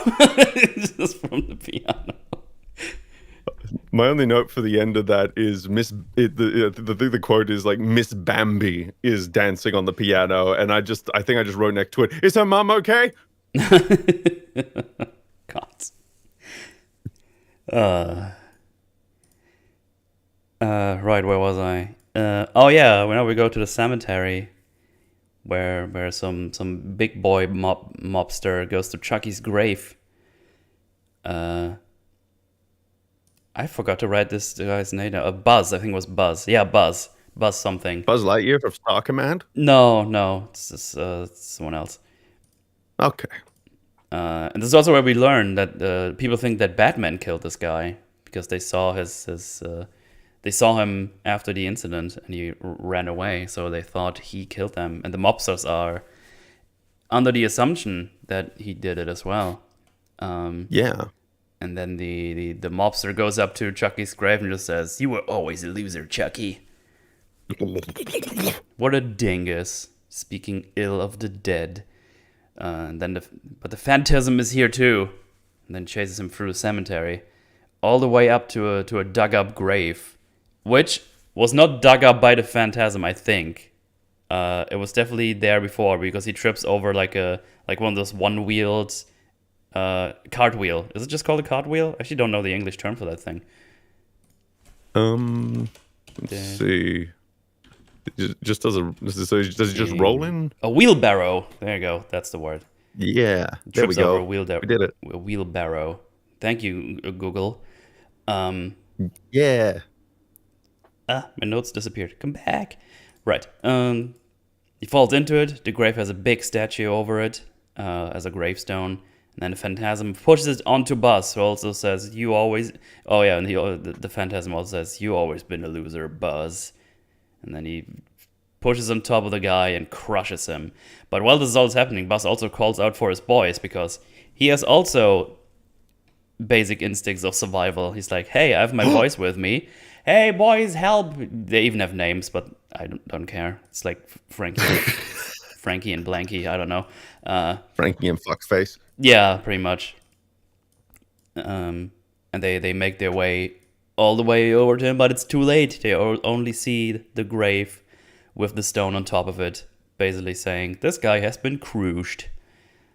And then so something I like is she says, "Your angel of death awaits," and then he's crushed by a giant stone angel. He's like, "Oh, I get it. I get it." Good joke. Yeah. Funny Fighting in Minecraft. joke. Simpletisms, yeah.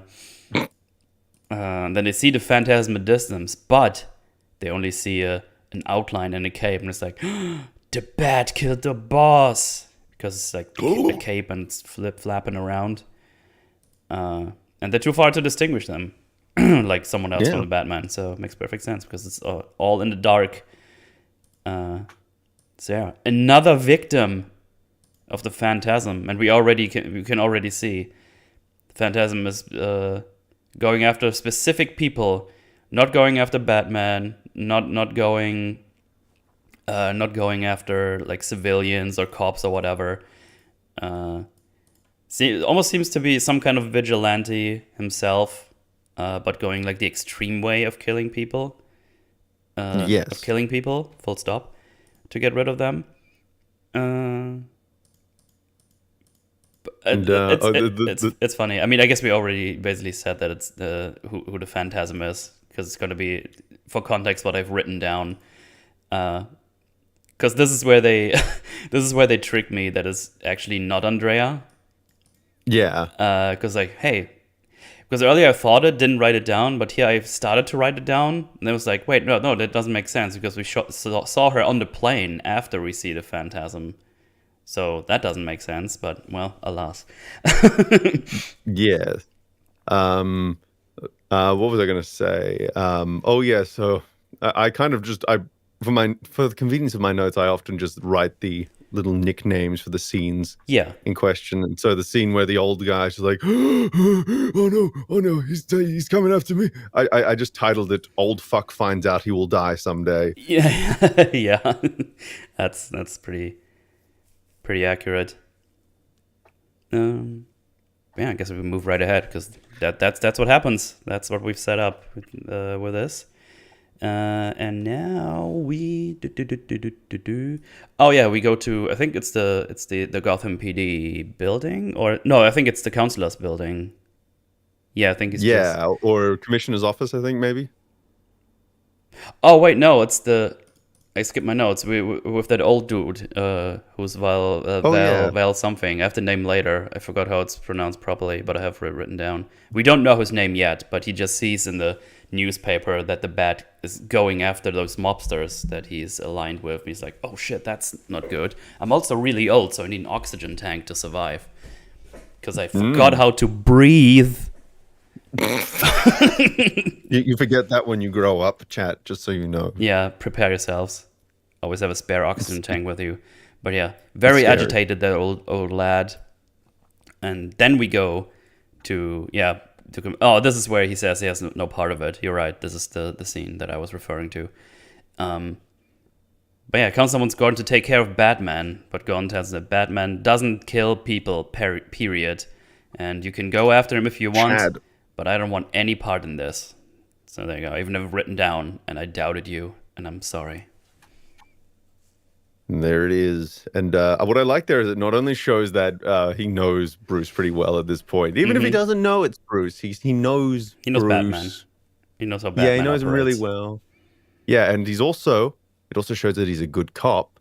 Because the only evidence against Batman is entirely circumstantial, which is he was seen at the scene of one crime and there was a vague silhouette at another one reported by a couple of mobsters because they were the only ones who could have reported that. So you don't really got might not be anything. enough. You don't really have anything on Batman, to be honest. It's just this could be some random mobster, so I just want to get rid of Batman and want the police to go after Batman.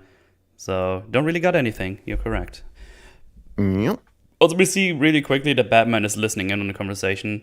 He might have actually been talking to Gordon before that. I don't know, but he hears that they want to go after him.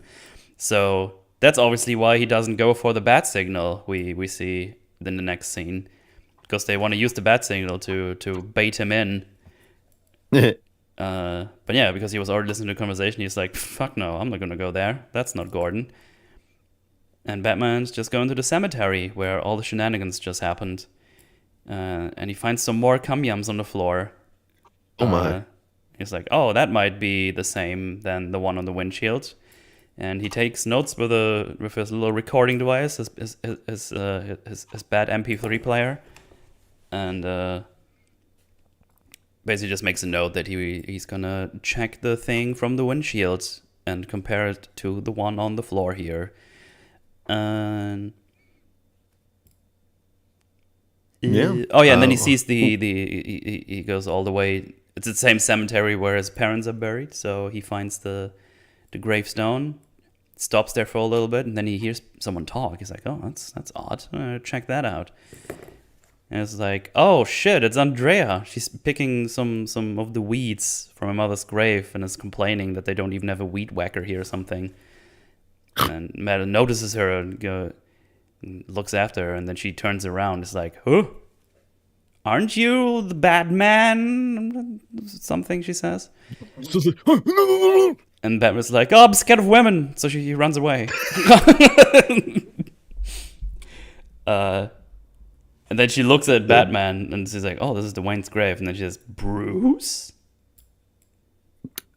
So I'm of two minds of this scene. On the I'm one the hand, same. I'm the same. But go ahead. Yeah, because we might have the same like points here.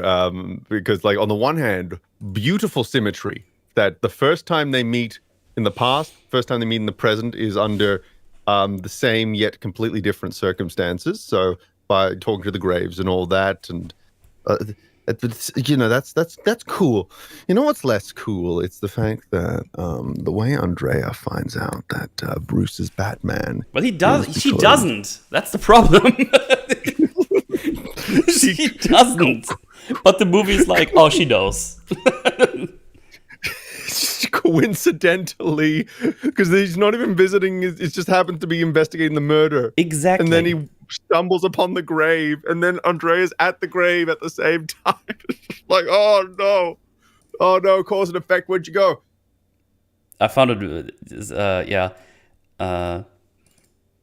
because I've basically written down as like because I don't know what I find more silly, the fact that Batman just stays there for a while looking at the grave, or that she immediately makes the connection. I mean, the look is very much shorter than I remembered when I've written it down, and he's about to leave anyways, but then he hears her, so he goes back. So forget about that one. That's fine, because he just has a little look-see and then fucks off. It's just a couple of seconds, but then she goes like, Bruce. It's just like, wow, you're.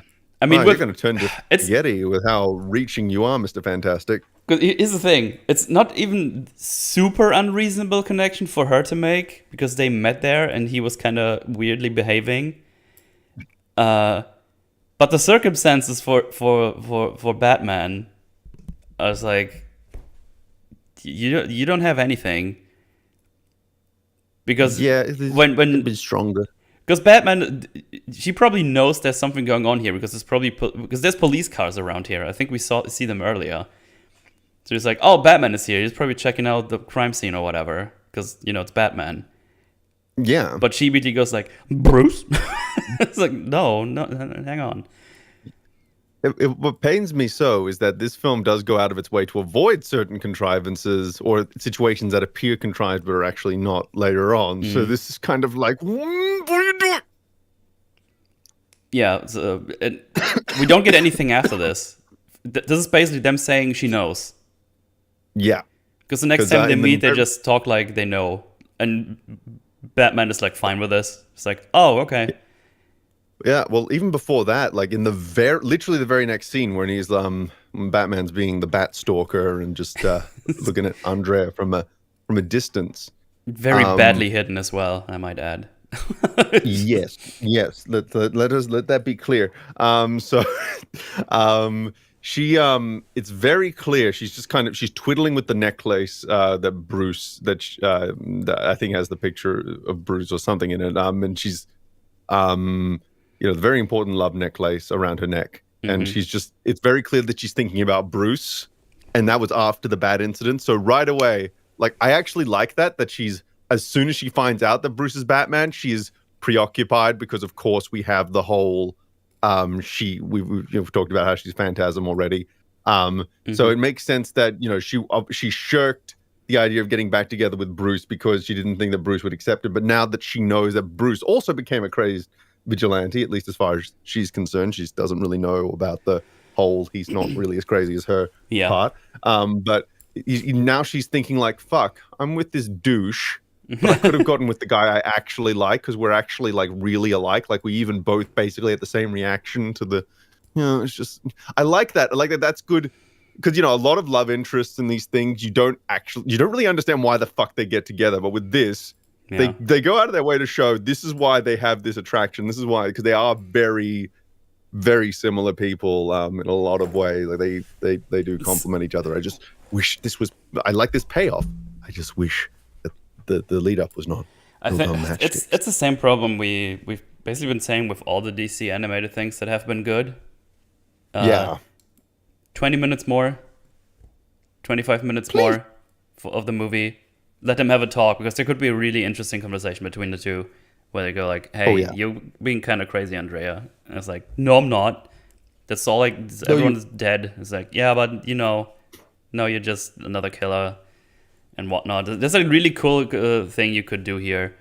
And you could have a conversation between Andrea and Bruce in private. It's like, hey, you Batman? And Bruce is like, no, you're insane. Why would you think that? Oh, Batman was at that cemetery. And then he could just say, well, there was a crime there, so he was probably checking out the crime.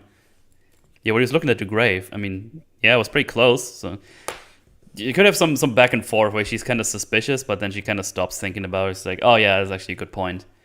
But then something else happens, like when he's later running away from the police or something, or they have like a talk. I don't know. There's multiple ways you can go with this, where she finds out. Yeah. And he's like, okay, I get it. And then you have this whole conflict of interest, not conflict of interest, but conflict of morals that you can explore. Absolutely. But yeah, we have 1 hour 16 minutes or 1 hour 10 minutes, because obviously credits and stuff. Yeah. But yeah, it's like all those movies they could really do with an extra couple of scenes, like between 15 and 25 minutes more. You could flesh out so many things and make it less contrived easily, I think. But as we already said in the beginning, this had like crazy crunch and everything. And I think if they would have known how successful this would be, they would probably have gotten more time, obviously, to flesh stuff out more. But yeah. Instead, it's fucking Snyder who gets the 4 hours to do whatever. Revive the Snyderverse was trending again today, I think. It's like, just stop it. How many of those are his bots, do you think? I don't know. I mean, there was like this picture going around where who was it? Jason Momoa and Batfleck were having a little reunion going on. Wait, let me just yeet that bot there. No cool anime adult games for you, chat. I'm sorry. They didn't take long to come out today, did they? No. It's the second ones as well. But yeah, again, just more time. Give the movies that deserve it more time. I mean, in this case, they don't really know. But I feel like after they had this success, I feel like they would have given the other animated ones some more time in general. Because I'm not even talking that we get like 2.5 hours. I think 2.5 hours would be too much for this story. Just give it enough time. Yeah, just give it, I was saying, like 20 minutes max. I think maximum of 20 minutes more. That would have been... Let's give it a 20-minute runtime. No, that's not what I mean. You heard it here first. No, stop it. You're doing rumors. But yeah. Oh yeah, Batman is a bat creep. He's just he's so just funny. He's just checking out Andrea and the counselor having their little date. Let me just find the frame, because you can see how he's very good at hiding. There. Oh, this is a good message. Look at this. Look at this. Like he's even well lit from something on the floor. Like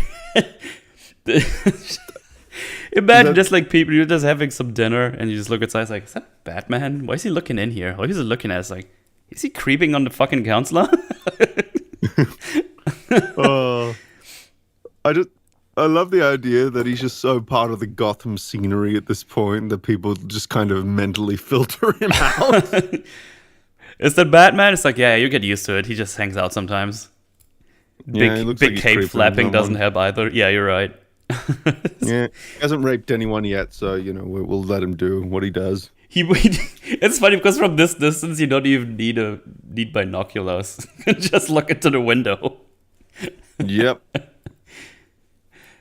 He's like, hey, is that Batman? It's like, yeah, just ignore him. Just don't look at him. Yep. Oh, and he's making a giant shadow on the wall. Yeah, exactly. That's what I mean. He gets like lit from the bottom somewhere. He shows the least hit. Like, there's literally a gargoyle he could be hiding behind, right next to him. Yeah, it's kind of funny. I just like that they put this in a frame where you can just see them not super far away. Any psychotic ex-boyfriends I should be aware of? Yeah. Oh, you need the binoculars to read the lips. I guess it's fair, yeah, because he mentions that he was lip reading. Yeah, that's true. Yeah. But yeah, the counselor basically is horny for Andrea. He's like, hey, what did you and beepity boppity boop, whatever. I have not written down anything he says. I think he's just flirting. He just wants some fuck. And then Batman has another flashback. Get some PTSD from them holding hands a little bit. And this is when they're together and they go to, what was it called, Future World or something. So yeah, I think it's World of the Future at the Gotham's World Fair. Yeah. I'm sure we'll never go here again. I'm sure this is one-time location. Yeah, it's one-time location. I actually haven't written down anything specific here, except that this is apparently where he gets the inspiration for the Batmobile later on. I got notes. Then go ahead, because I legit didn't write anything down here, except they just go around having a good time and flamming. This is why I take 5 hours to do my notes. Because it take a long time too. This just thing. Sometimes I just don't notice things, but that's why I have people here with me sometimes. So go right ahead. Yeah. So, firstly, while they're going on the to the city of the future, there's like 2 buildings that look like the World Trade Center, and it's in a city called City of the Future. Oh no! I'm just gonna put that out there so that people can ruminate on how accurate this future is. Secondly, we get the line, do you think we'll see any of this in our lifetime? And then, of course, he sees the inspiration for the Batmobile. Yeah. But this could be a plot hole. Could be a plot hole. Yeah, you wouldn't know it watching this, but there is an episode called The Mechanic where we find out that the Batmobile he currently has was seemingly designed by a guy named Earl Cooper, who is Batman's mechanic. And we see like Batman's old Batmobile break down in a flashback, and he's just like, hey, you helped because I think he helped. I think Earl helped him out, or he helped Earl. I forget the exact context, but like they have a pre-existing like association, and then he knows, so he knows Earl, and he goes, "You're a really talented mechanic. My car's a piece of shit. Can you help?" And so he gets the modern Batmobile that we see in the series, but this kind of puts a bit of a spanner in the works. Mechanic joke. I get it. Yeah. But then I actually, for some reason, I was trying to remember the guy's name. So I went to the mechanics page on the DCAU wiki, and I think they suggested there that it's not necessarily a plot hole because Bruce could have had the design in his head, but didn't have the technical know-how to fully pull it off. So it could be like, say, hey, could you make it look like this? And she's like, yeah, I can do that. And that could be the explanation. Like, it's not. It could be a plot hole. It could not be a plot hole. It doesn't really affect the plot of this film. It's just kind of like a tilt, a little tilt of the head, going, this doesn't seem to line up perfectly with the other thing. Not that it is impossible to reconcile. It's just like, you really weren't thinking about that episode when you put in that gag, did you?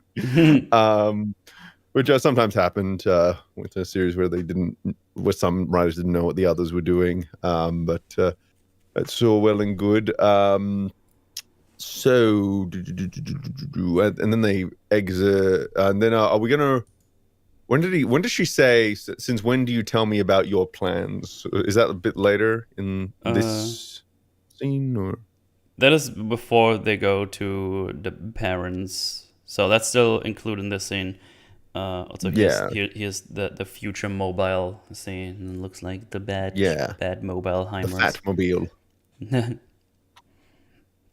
Yeah. Dun, dun, dun, dun. Boom, boom, boom, boom, boom. 9/11 gave Bruce his inspiration for his bat wing. No. Oh my goodness. But yeah, this is when they yeah, because they're donezo with the future world, and they go back to the house. It's like, oh, when are you gonna plan? And it's like, oh, change your plans, and you're now in those plans. So we can go see my dad. It's like, hell yeah. And when she starts calling him, he turns to Alfred. It's like, what the fuck am I doing? Am I insane? What is going on? Yeah. Alfred's just like, no, quite the opposite. I think it's all good. You're actually doing something that a normal person would do. I'm proud of you, Bruce. Like I was worried there for a second. I thought you were gonna go crazy and like dress up in like tights and stuff. Yeah, you're doing well. Dodge a bullet there, Bruce. Ooh. Yeah, like I thought, I had visions. What's interesting here is that this is where we start to really see that internal conflict in the flashback start to really bleed in. So we get a line that's like, I've been thinking, what do you think about Bruce? It's like, oh, the future. And it's just like, oh, your future or the general variety. It's just like, oh, stuff. This it leads into the line, since when do you talk to me about your plans? So basically saying that Bruce is pretty secretive about what he thinks. Yeah. His future is going to be. And this makes sense. It makes sense that he's not talking about this because not only because the fact that he's planning to dress up as a big scary man to beat people up. That needs to be ridiculously neat to know.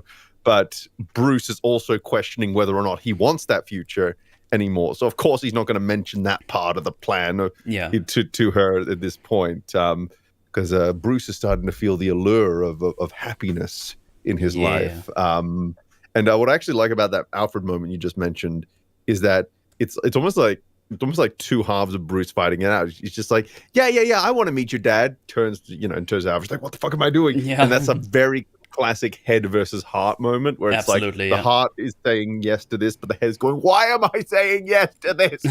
So what am I doing? Yeah, it's great stuff. Yeah. They just basically drive right up to the dad's company. Just go have a little visit. Meet the dad. He seems nice and chill. And also the counselor, as a young'un, is working for him. And just talking about his firm. He also calls him one of the young Turks of his department. There's an obvious joke here somewhere, right? Because young Turks are funny. Oh yeah, I remember. Yeah, I get what you're. I get what road you're placing down there. Yeah. I was actually about to say you can make a joke, but you just got here on the same road, so never mind. Yeah. But yeah, Andrea's father clearly cares for his family. And says nothing is more important than family. Got another meme right there. Family. But yeah, just showing us that the dad cares about the family stuff, and he's a good person. He's a good guy, as far as we can see here. Then some ominous person arrives called Mr. Valestra, because the assistant comes in and says, Mr. Valestra says he has an appointment. And Mr. Bourmont says, well, if he says he has an appointment, then that's probably true. But he doesn't seem very thrilled with that guy being here, because the guys who come in are fucking douchebags. And Bruce is also annoyed. Yeah. Also, I put a little thing in chat, just so we're on the same page. About a little something that's just about to show its head. Okay, I gotcha. Yeah, just gonna keep, yeah. We know what's happening. You don't know what's happening, Chad, but we know what's happening. I'm sure it's gonna be all that matters. Glorious. Yeah, it's gonna be so worth the secrecy I'm putting behind it. Hell definitely. Yeah. It's gonna be so fucking worth it, chat. Are you ready, chat? Are you ready for how worth it everything is? Because life is worth it. Life is where you live.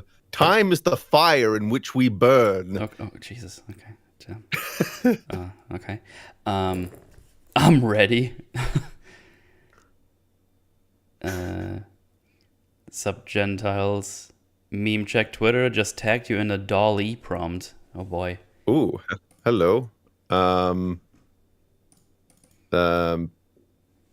Did you? Well, not me. Someone in chat did. Allegedly. Well, reloading notifications. Mentions. Well, it's up to you. I wasn't tagged apparently, so I can't do anything for you. I like to think that this person has. Oh, there we go. It took 2 seconds. Oh, that's pretty cool. Some Art Deco, some LGBT Art Deco Vader thing. I don't know. It's something cool. AIs are gonna let us create all kinds of things.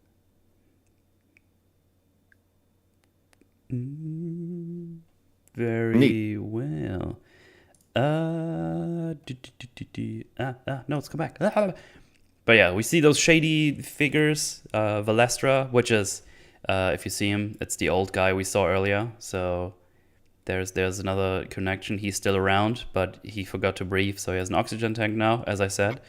And he sounds really ancient in the past as well, and we see why he might have trouble breathing. Yeah, he had a bunch too many cigarettos and cigars and stuff. Yeah, as if to say, yeah, we can show that now too. We can show blood. We can show fucking. We can show smoking. Yeah. We're not restricted by the kids. No, wait. It was Fox. It was the kids WB or Fox. No, it was Fox. We're not restricted by Fox Kids anymore. Okay. Fight the power. Jesus. But yeah, they leave and they get watched by some henchmen people. I think they're just still in a car and just look at them. Yeah, and we see the first appearance of what do I have it? What do I have this as fuck? Where is it? So Bruce says, "Is that my flesh crawling?" And then we immediately cut to Joe. Good old Joe. Mr. Joe. We'll see Joe later. Oh, He's that's it. fine. Okay, We like Joe. I thought yeah, there was more. But yeah, Joe's There looking is at them. more. He's There's just always more Joe. being just looking like a dingus. Good old Joe. Joe Mama, nice, nice, nice chat, nice. But yeah, Bruce is about to talk about being uncomfy with the whole situation overall.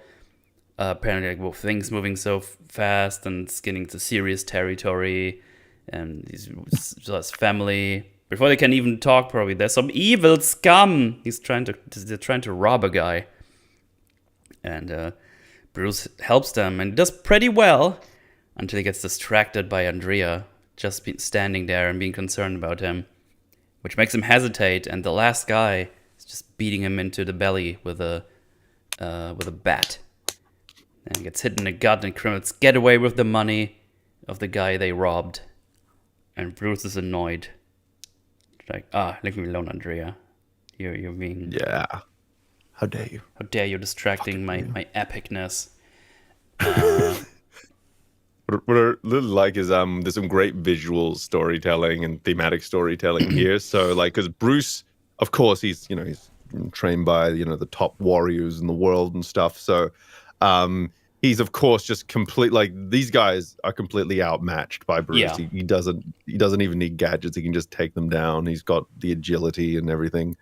But the only time they get the upper hand is when he's distracted by Andrea, like almost, which kind of symbolizes, that's it's not just going to be a she's not always going to be there to distract you, but at the back of your head, you're always going to be thinking about the fact that you have someone to go back to, and that's going to be the thing that compromises you. Mm-hmm.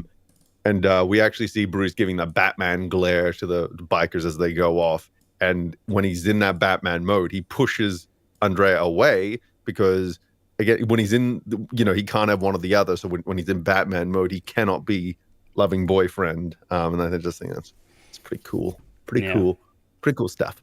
And then we get to the best fucking scene in the movie. And I've just written down the whole dialogue. I'm just going to read it out. Oh, I think we need Bruce at the fireplace first. Oh, yeah, I consider this part of this. Cool. Because it starts with this. Because he's scribbling something away. He's like doing some early sketches for his suit. It kind of looks like the bat suit, but doesn't have the bat theme or anything. But he's just sitting at the fireplace. And just goes like, and he's doing it almost by impulse. Like, it's not something he's doing on purpose. It's just like he's been working towards his goal for so long. He's just absent-mindedly working towards it still. And then he realizes what he's doing. It's like, oh, what the fuck? He throws the drawing to the fire. Yeah. And then just goes like, what am I still doing this for? It's gotta be one or the other. I can't have it both ways. I can't put myself on the line as long as there's someone waiting for me to come home.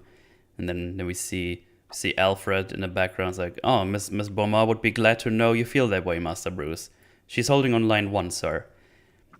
And then he just looks at him, Alfred, I can't. Not now. It's like, oh, what shall I say?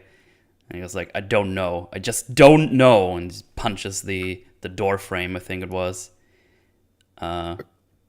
Great character writing. So you got, like, instead of spelling out his motivation, it's naturally weaving in from other subject matter, like conversation should. So he's saying he doesn't know what Alfred should say to Andrea, but he's also like reflecting his inner state of he just doesn't know what he wants to do now that he has this curveball fucking thrown into his life, as is reflected in the part that I have also listed as the best scene in my notes. Mm-hmm. And then we get to the part where he's in front of the parents' grave. And just go like, it doesn't mean I don't care anymore. I don't want to let you down. Honest. But it just doesn't hurt so bad anymore. You can understand that, can't you? He's just talking to the grave like it's like a person. Look, I can give money to the city. They can hire more cops. Let someone else take the risks. It's different now. And there's like a little pause. And it's like, please, I need it to be different now. I know I made a promise, but I didn't see this coming. I didn't count on being happy. Please, my heart. Tell me that it's okay. I was like, my heart. Oh, I got goosebumps while I was reading that out. It's like, oh, it's so good. my heart. It hurts. It It's hurts so holy much. shit. That phrase, I didn't count on being happy, is like, fuck. Oh, it's just like, especially with Kevin Conroy's Oh, delivery, it's really? just Fucking like, bots at this moment? Fuck you. Fuck you for ruining this. You fucking pricks. You absolute pricks. so eucalyptus. It's like you have. It's like you see some boobs on Twitter, and then your grandma calls. You know, it's like fuck that. Oh my god. Fucking hell. Oh my lord. So yeah, I think one of my notes for this, so it's because this is really, it's so, there's so much in this, just this small little compacted scene. It's so, it's like an onion. It's just rich with layers. So because this is not Bruce's choice. It's because he didn't make the vow to himself. Mm-hmm. He made the vow to other people. And so when he wants to break his word, it's not a self-betrayal. He feels like he's betraying his parents. So where does he go? He goes to his parents' grave to ask them permission. He's asking his parents for permission to be happy, to not have to avenge them. And what's more, like, and there's another layer to it on top of that, which is, Bruce's, his driving motivation. It's not just the guilt of what happened that night, though that is a factor, but it's the pain. It is, that pain that he felt during his parents' murder. And now, like you said, it doesn't hurt so bad anymore. And his heart is beginning to heal. And because his heart is beginning to heal, like, what would Batman be if he was recovered, especially at this early stage? Like, so he's feeling like, I still want to help people, I still want to be that, but I don't want it to be personal anymore. I just want to I found out that I can be happy now. And and I thought that my heart was hardened enough that I could do this, but now I know that I'm vulnerable there again, and I don't want to go through. I can't go through that again. I can't put someone else in that position to where that could happen again. And then of course, we have Andrea show up, and it's just like, maybe they sent me. Yeah, maybe they already have. Maybe they sent me. Yeah, and he also realized like that there's no way to balance his life with the promise he made to his parents, because he would be able to throw himself into all these crazy situations with reckless abandon almost, when he knows there's someone waiting for him at home, as he already said earlier. Maybe even kids in the future, who knows? And that's just not a risk he can even take with that lifestyle. And also it's gonna be like super hard to even keep it a secret if he had a family, or like a secret to his family as well, or specifically the family, because considering he needs to vanish every night, there's like no way for him to do that without telling Andrea what he's up to, or the kids. Because there's all kinds of conflicts that would come out. It's like, what are you doing? I was like, oh, I'm working. It's like, oh, blah, blah, blah, blah. And then even if Andrea would come around and even accept what he's doing, which I could see her do, actually, like even in this stage, just understanding what he's doing. The risk of her being aware and maybe even captured if anyone has as much as like a grain of a hint that he could be Batman, that and then just capture someone that's close to him, like Andrea in that case, and then possibly do horrible things to her and other people. It's like, it's just not a risk you can do. He could go for. Just the way he plats with his parents, like it's like he's in an argument with them, telling us like, hey, I still care, like I do this, like all this money I can do, like you can get more cops so they can take all the risks, because you're trying to justify, it's like, I'm happy now, like, but I still want to do something. It's just but yeah, it's so great because right after he says it, he says like, I need it to be different now, because he knows nothing has changed for Gotham. Because he himself doesn't even believe that the way he would do it with the money and cops is not going to change anything. Yeah. He's just going to throw, I don't know, salt at the fire or whatever. That's not the right phrase. But yeah, he's been Yeah, miserable. He's been miserable for so long. Felt shit. Kept up the happy Playboy masquerade for already some time now. Because he never just expected to find something to make him happy ever again that way. And then when he met Andrea, all of this has flipped upside down. But he knows he still needs to do something. It might be, hell, he might be the only one to be able to do something for the city in the state it is right now. But now that he has an outlook of being happy, having a loving wife and all that good stuff, changed a lot. Absolutely. But yeah, it's fantastic. And also Kevin Conroy, what a fucking legend. I mean, you can't talk about this without talking about this guy. They fucking electrocuted him in Batwoman. I just remembered that. Yeah. Oh, This is the person they electrocuted. That's the person they made the evil psychopathic. You know, this is the one they decided to cast as that. Just let that sink in. That was his first time as a live action Batman as well. That was what they decided to do with him. yeah. Yeah. Also, just from Andrea's point of view, imagine how powerful that must be to see the person you love kneeling in front of their parents' graves, begging for permission to be happy, knowing that happiness means you. That's a pretty strong like indication of like, yeah, they mean it when they say it. Like, because it's I think I have it written down here. It's often what we say when our nearest and dearest are not around that speaks the loudest truths. So I think that's pretty much, that's like the cementing moment of like, okay, he's serious about this. He's actually like trying to get out of whatever the fuck weirdo gimp shit he was planning on doing before. Yeah, powerful stuff. Yeah, fantastic, absolute top tier, god tier scene. Really great. It's just really great. And I had to take a break after I saw that scene because I was in tatters. I was like, okay, as you should be. Yeah. As you should be. Not a lot of media can do that to me. I'm pretty resilient to that stuff, but that one was like, holy shit, that's man, went right in there.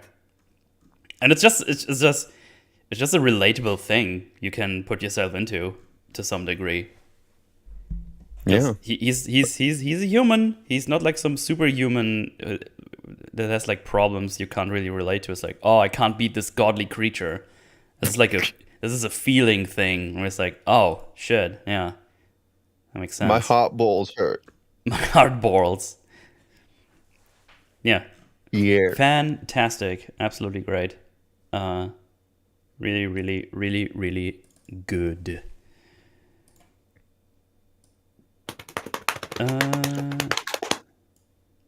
Then we fade back to the bat creep. Let me do the next loop-de-loop.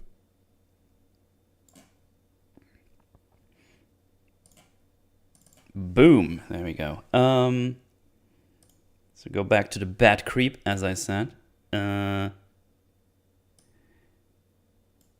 What is this?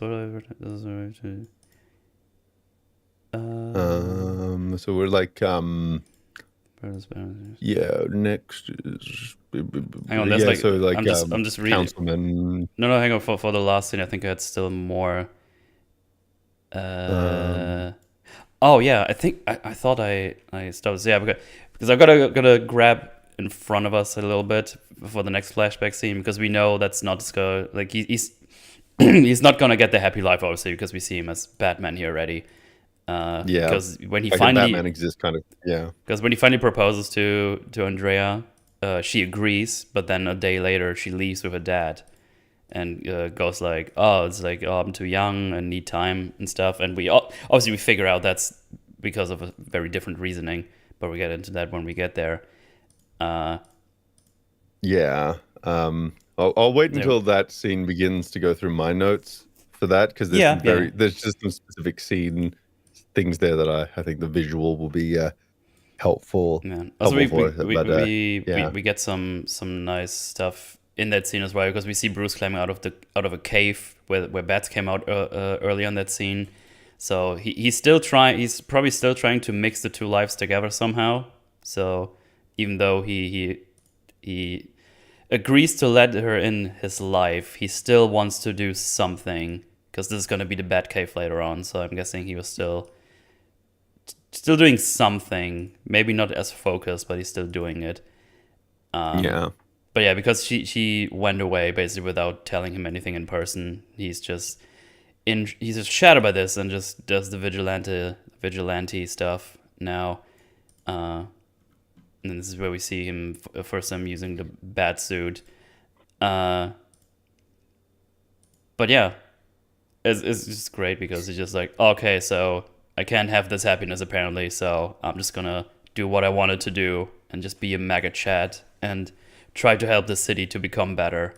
Yeah, and as I already said, like this whole thing was like, this is what Batman makes so interesting, because he's like a human hero. He does yeah, like stuff you can relate to. He's like a hero's hero. Like he gives up his whole private life basically just to help the whole city getting better and helping other people. Yeah, because you can understand what a superhuman being might be going through if you give enough if you've given enough context, or what message I don't know, Superman in Crisis on two, no, not the Crisis one, the League one. versus the Forgotten the the elite name. versus the elite. Yeah, exactly. Where it just shows like, oh, if you go to violence, it's just gonna cause more violence and stuff like that. So you can understand these things. But yeah, we're dealing with a human here. It's very understandable feelings you can imagine. And yeah, just yeah, it's just Yeah, it's, fucking great. good. It's just really good. Yeah, Because it's the perfect thing of having the context of what is happening right now to him, and us being able to understand what he's feeling right now. It's just really, really good. yeah. It makes you feel, it hits you right in the cockerels of your heart. Yeah, in the cock, in the hard cock, a hard Yeah, cock. yeah. I got your hard cock right here. Oh, hey, give it back. I need that. No, Damn no. it. You can have it back when you've thought about what you've done. Oh no, I'm sorry. Okay. Hits you hard in the batarang. Yeah. Speed of light. But yeah, back to the movie. Counselor gets picked up, but oh yeah, bad creep is getting almost spotted by a helicopter, and then he fucks off. But then we see the counselor Reeves getting picked up by the altar with Valestra, obviously. And it's like, hey, is the bat really hitting on his people? And it's like, yeah, we have even eyewitnesses. And then he gets really annoyed because he forgot to breathe again and gets his oxygen tank. Yeah, I hate when I forget to breathe too. Especially just showing him that he's annoyed and he wants him to do something about it. And then the counselor leaves because he's getting coughed on and just says it's not healthy in here, and then just leaves. There's a couple of lines I like in this scene. So, what are you, a comedian? She's like, no, but you know one. Well, that's my additional commentary to that. And then he says, he will crucify me. I just love I don't know why the crucifixion line stands out in particular, but it just does for me. Yeah, it's funny. Then we go back to the Batcave where we see Batman checking out Chucky and Buzz. I was like, oh, there's a connection between those two.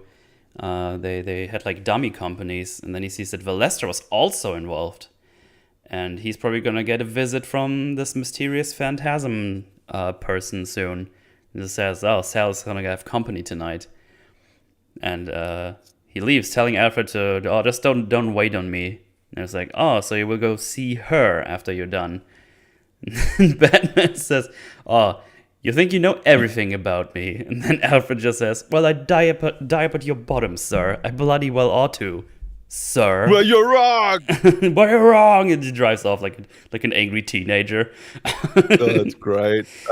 Also, like, go to the beginning of that Batcave scene. I want you to just see what Alfred is doing, and I want you to comment on it. Oh, he's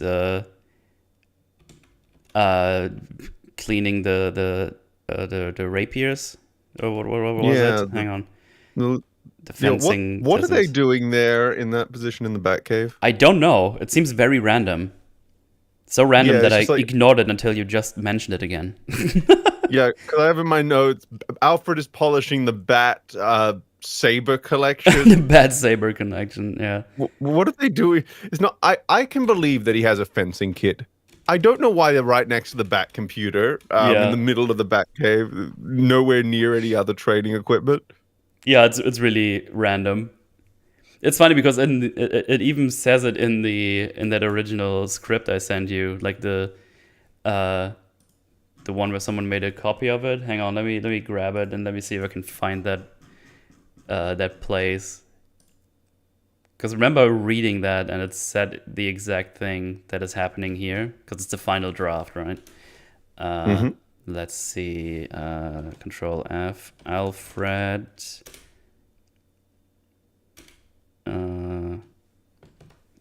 Diap.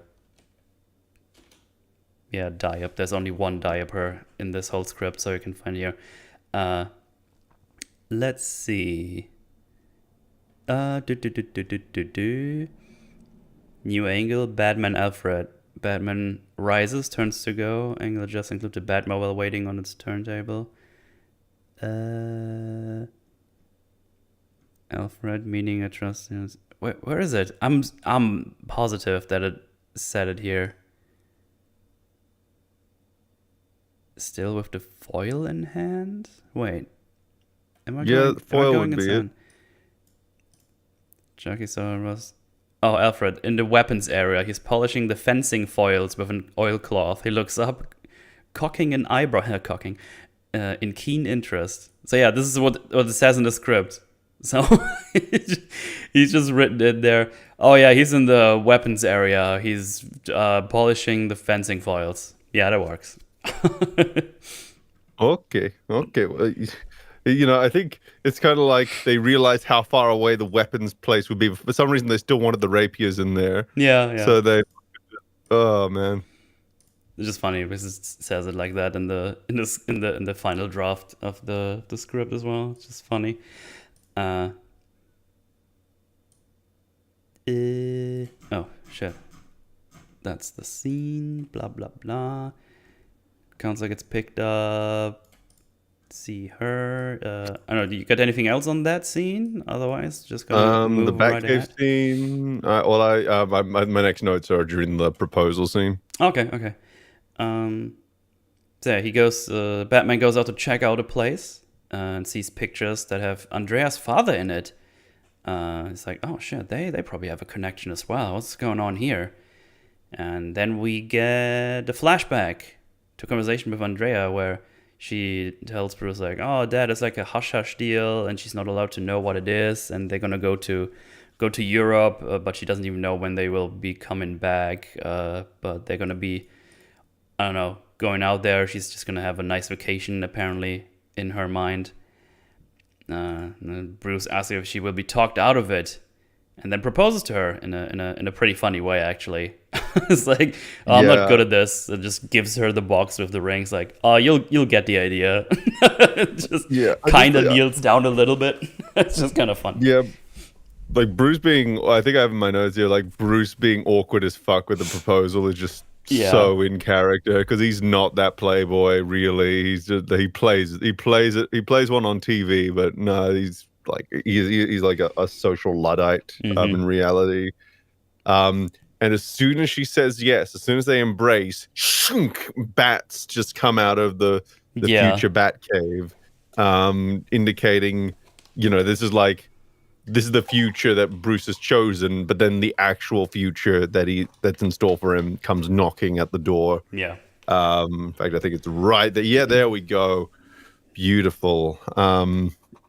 It's and the thing is, I was thinking like, is it contrived? Is it not contrived that they're right on top of the Batcave here? And then I was thinking, well, they were gonna find the Batcave anyway, right? Like that was like nothing much changes if they put it in this emotionally significant scene versus just them stumbling across it. And we also hear Bruce saying, "Oh, it's another cave, all right." I mean, they've already found a few caves at this point, so we're gonna stumble upon this one eventually. So that I think this one is I think it's if we look at the impact and everything, it's not actually that significant. It's not it actually benefits more from it than it is hindered. And it's just it's a very symbolically powerful scene. But yeah, I think we're already seeing that they drive to Andrea's house. Right there. Gonna roll it back a little bit. Yeah. And we yeah, get this is also frame. where she says, "Oh, I didn't think." Oh no, she accepts, and then she was wondering if it would ever happen because she seems to have thrown a curveball at him, and he wasn't really a plan of his future, and he was like, "Oh, she now is. I'm changing the plan." It's just a Fuck yeah, dude. nice little thing. And then they go to the house, like to the dad's place, and like, oh, he has clients here. That's an unusual place in an hour. That very rarely At this happens. time of day. And then there's John, Joe, not John. Joe's John just Cena. there, catcalling Andrea, and then annoys old Bruce. Joe. And then then Joe throws a cigarette at Bruce's car. What a dick. What a dickens. Yeah. What a fucking, person that Joe is. Fuck you, Joe. Yeah, Did fuck you see you, the freeze Joe. frame I put in? Wait, what? I put a freeze frame. I've had another freeze frame. Oh.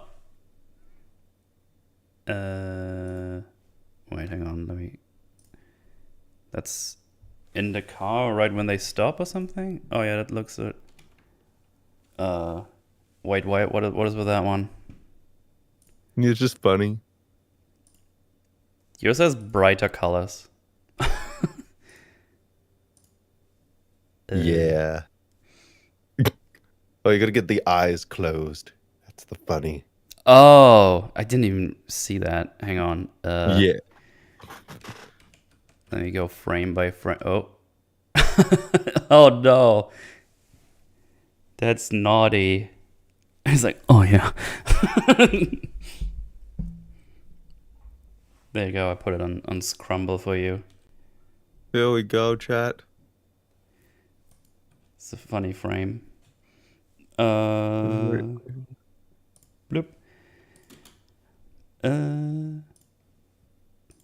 But yeah, she goes in there. It's like, oh, what's going on? It's this weird Velestro guy, probably Dickens.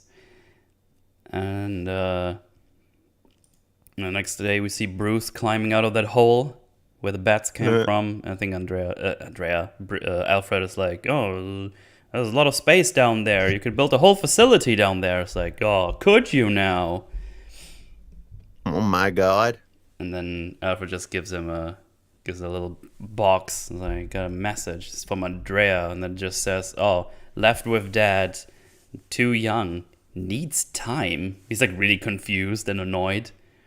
He's like, how did that happen? And then he gets just really angry. He's like, fuck this. Yep. And then we see him. See what else. Yeah. Wait, is that now when he's in the Batcave for the first time? Oh no! Wait, my loop is over. I thought we're not going back to the skyscraper. That's stupid. Let's see. Right there. Oh, okay. Let me just put this on here on its own, I guess. Because it's just a short scene. Because we see his parents' picture again. Basically saying it's like, okay, now I'm going to hold up my vow to you, because now the thing that made me happy just fucked off, and now I'm angry and shit. And We sent her for you, Bruce, so you could feel pain all over again. You were getting sloppy, son. yeah, sorry, mate. And then we cut to the Bat Cave, which is not really the Bat Cave here. It's just a random cave with one table in it. Yeah, And, it's a start. Yeah, we see him putting on the bat suit for the first time. Alfred's handing him his utility belt, his mask, sorry, and looks down at it, puts it on, turns around. Yeah, and just what I see love is that and Alfred is like, "Oh my god!" He's like shocked. He's like, "This is scary shit." the music's so fucking good. It sends shivers through my very soul. It's so good, so good. Yeah. Nothing will top this. Shirley Walker, rest in peace. Oh And yeah. what I really like about this scene is that you see the gesture that Bruce does to have the mask handed to him. Yeah, he just kind It's of almost like, looks down on it. Or what do you mean? oh, I mean, when Alfred's behind him, he just holds his hand out as if to say, "Give it to me," and it's almost as if he's like asking for like a lethal weapon or a dangerous instrument. As I if think I that just mask, hit the perfect yeah, frame. There you go. yeah, it's just like, give it to me. It's just like it's almost as if it was a knife or a scalpel or something. It's Yeah, like, yeah. and then Alfred being horrified. Well, that is exactly what Bruce wanted. You know, Yeah, he even got his his loved ones missing ingredient, fear. fuck yeah. And yeah, music is really good, as you already said. Yes. But it's interesting that in this version, there might have not even ever been a Batman if this had transpired a different way. It's just interesting to think about, I guess. Oh yeah, like if this is if like the death of the Waynes, right? That was the that's the conception of Batman in this universe, but you got to carry the baby to term before it can come fully into form. So, why are my notes? Where are my notes for this? Here we go. So, the true birth of the Batman was not when his parents were torn away from him. It's when that pain was healed, only for that wound to be torn back open again without warning. His happiest moment perverted into his most devastating. Where if at first it didn't hurt so bad, now it'll hurt forever. And I think this adds a fantastic dimension to Bruce's motivation, as it shows it wasn't this monolithic journey from A to B. He did have doubts. He has moments where it looks like that this wasn't going to be his destiny, that he had a better life planned for himself. And then, it wasn't an easy commitment to keep. And it speaks volumes about Bruce's character that he went through with it in the end, that he was able to keep along that path. And it's just great stuff. Go ham. Go ahead. Oh, you said it already. I wanted to lead in with this, and then you just said it. You bastard. I found that funny. Just like, go ham.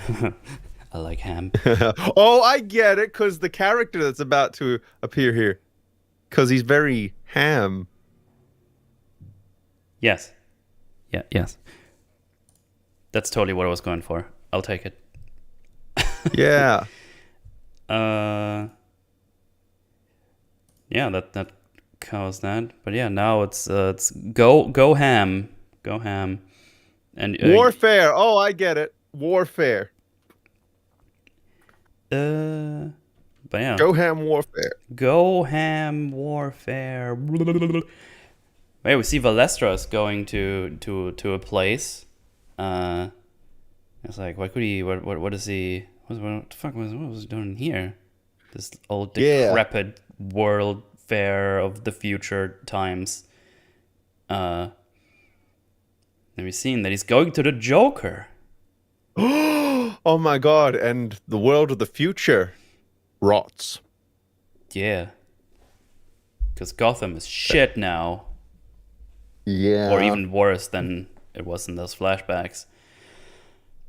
kind of bit.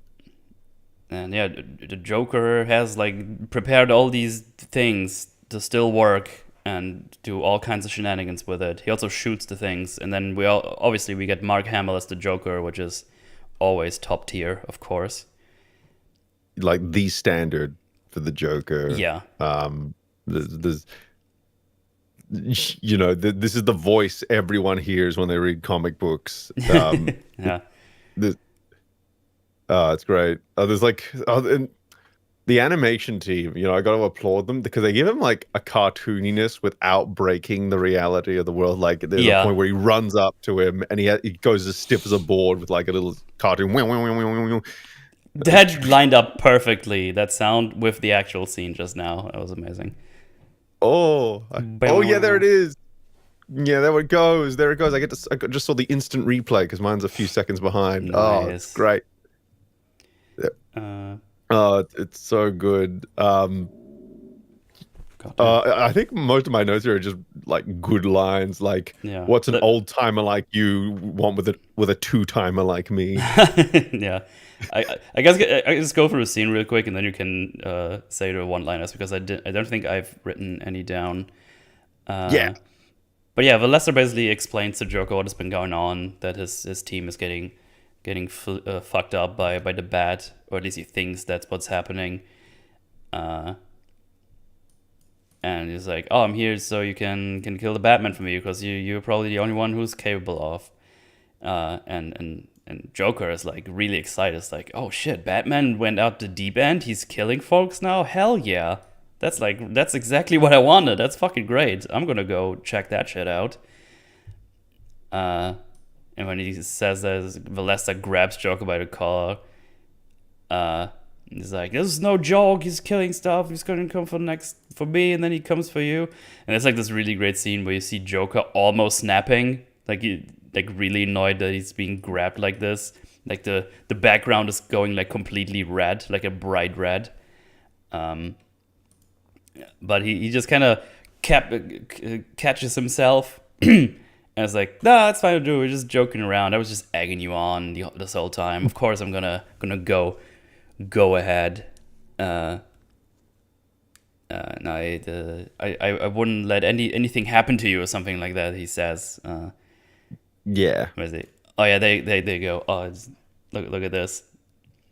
Joker is not a happy camper right now. It's like, he's like, "Fucking dare you grabbing me like this, you piece of shit." And you know who I am. Yeah, but then like right after he goes like, "Ah, of course I do. I'm just egging you on. It's all good." But yeah, Mark Hamill's a Joker. Fucking fantastic. Really, really good. Fuck yeah, dude. Is that all your notes for hang on, that what part? Or is that all?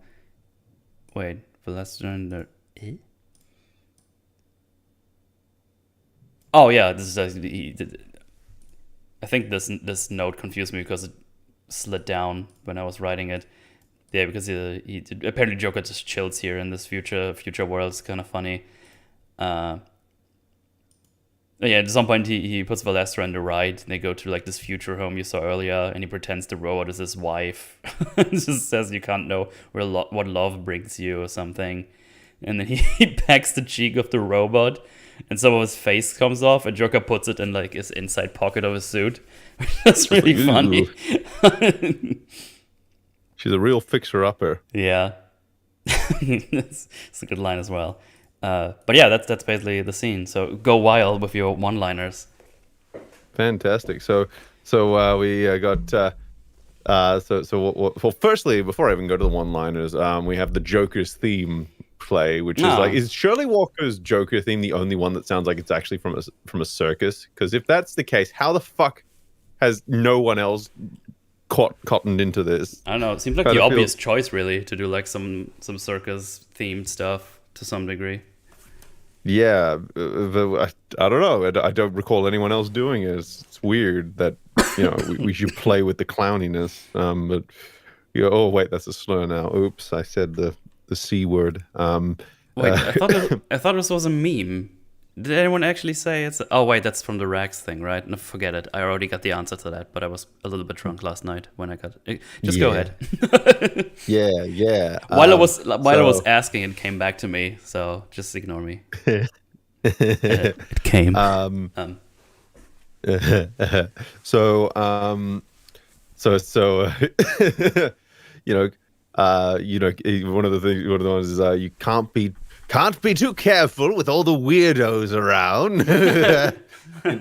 That's and then he goes up to his robot wife. He's like, I think you already said you can't help who you fall in love with. I think I like that one because it's a gag line, but it's also on theme with the larger film. mhm. So I just I appreciate even slipping in a little bit there. And this also raises the question that we'll come back to later on. Is Joker fucking the robot? Like, is he like actually fucking the robot? Like, I mean, it's right I'm just there. It's not complaining. yeah. Well, we'll see. We'll see. No, we will not see, fortunately. Yeah. Any so also I love Joker's glee when it Yeah, it's looks like, like he ooh, Batman is killing shit. Ooh. wouldn't it be great if I finally drove him off the deep end? Yeah. That's great. I already said that Mark Hamill. So Mark Hamill's got the fun, unhinged glee, but he's also got that psychotic unpredictability. Like he represents all sides of the Joker so perfectly. So many people, so many actors that play him only get like one side of him really good, and then the rest are kind of like, But Mark, he's just like, you can slot him in anywhere, and he works.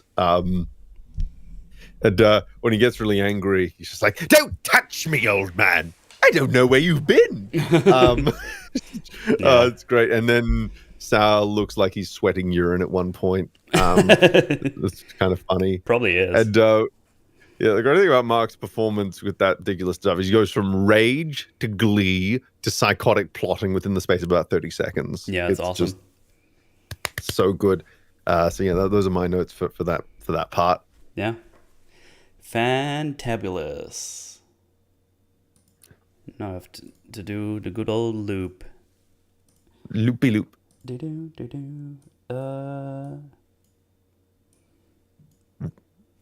Robosexual like Lando. Oh no. That's something I don't want to remember. But you will. Damn it. Righty. Because now we go back to Andrea. Because she's getting back to her, I guess it's a hotel room, at least some kind of room she's in. Reese brought her here and wants some sexy times. But he gets cucked by Batman. Because Andrea realizes the door is open. And basically tells him, nah, but still gives him a kiss. Yeah, I think I have two notes for that first part, which is the first is just his quote saying, "We can stay up and talk for a while," and I just said, "That man has no interest in talking." Not at all. No, and then it's just like, and then Andrea gives him a big smooch, complete with moan. And I think my note for that is, "You want to throw any more daggers, woman?" Yeah.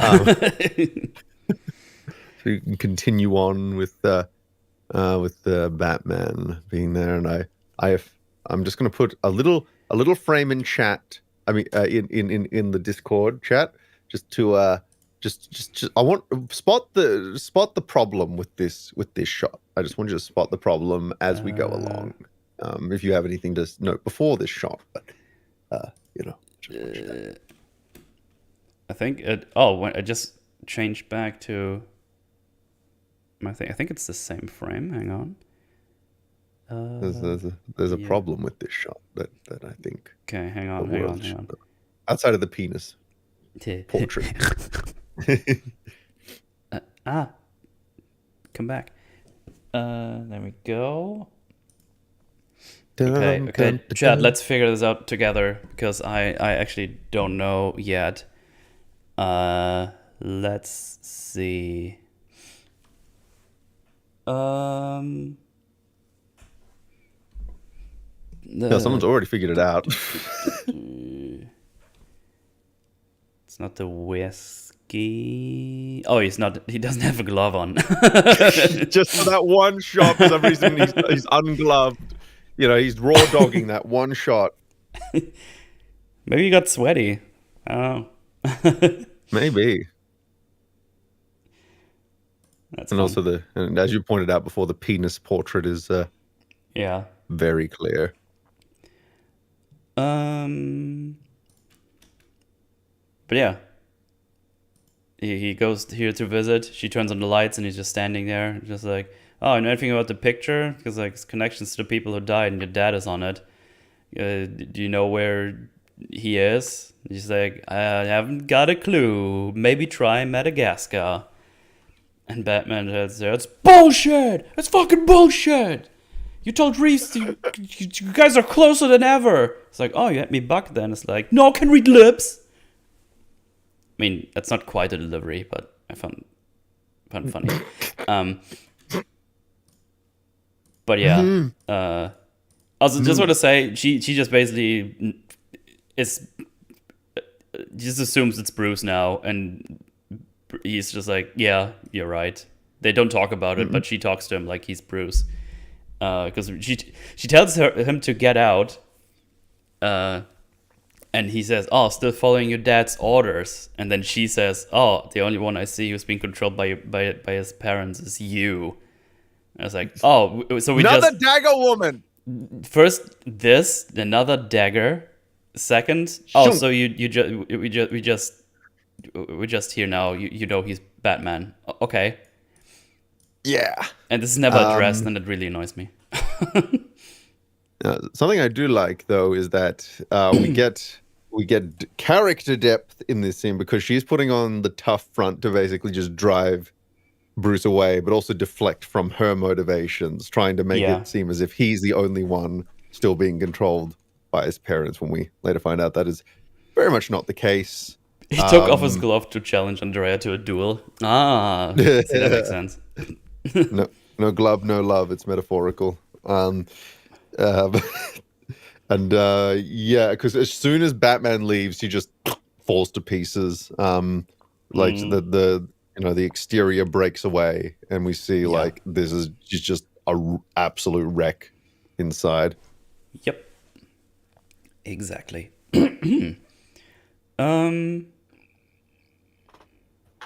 Yeah. Then next, we see that the Phantasm is going to Valestra's place and wants to yeet him to oblivion as well.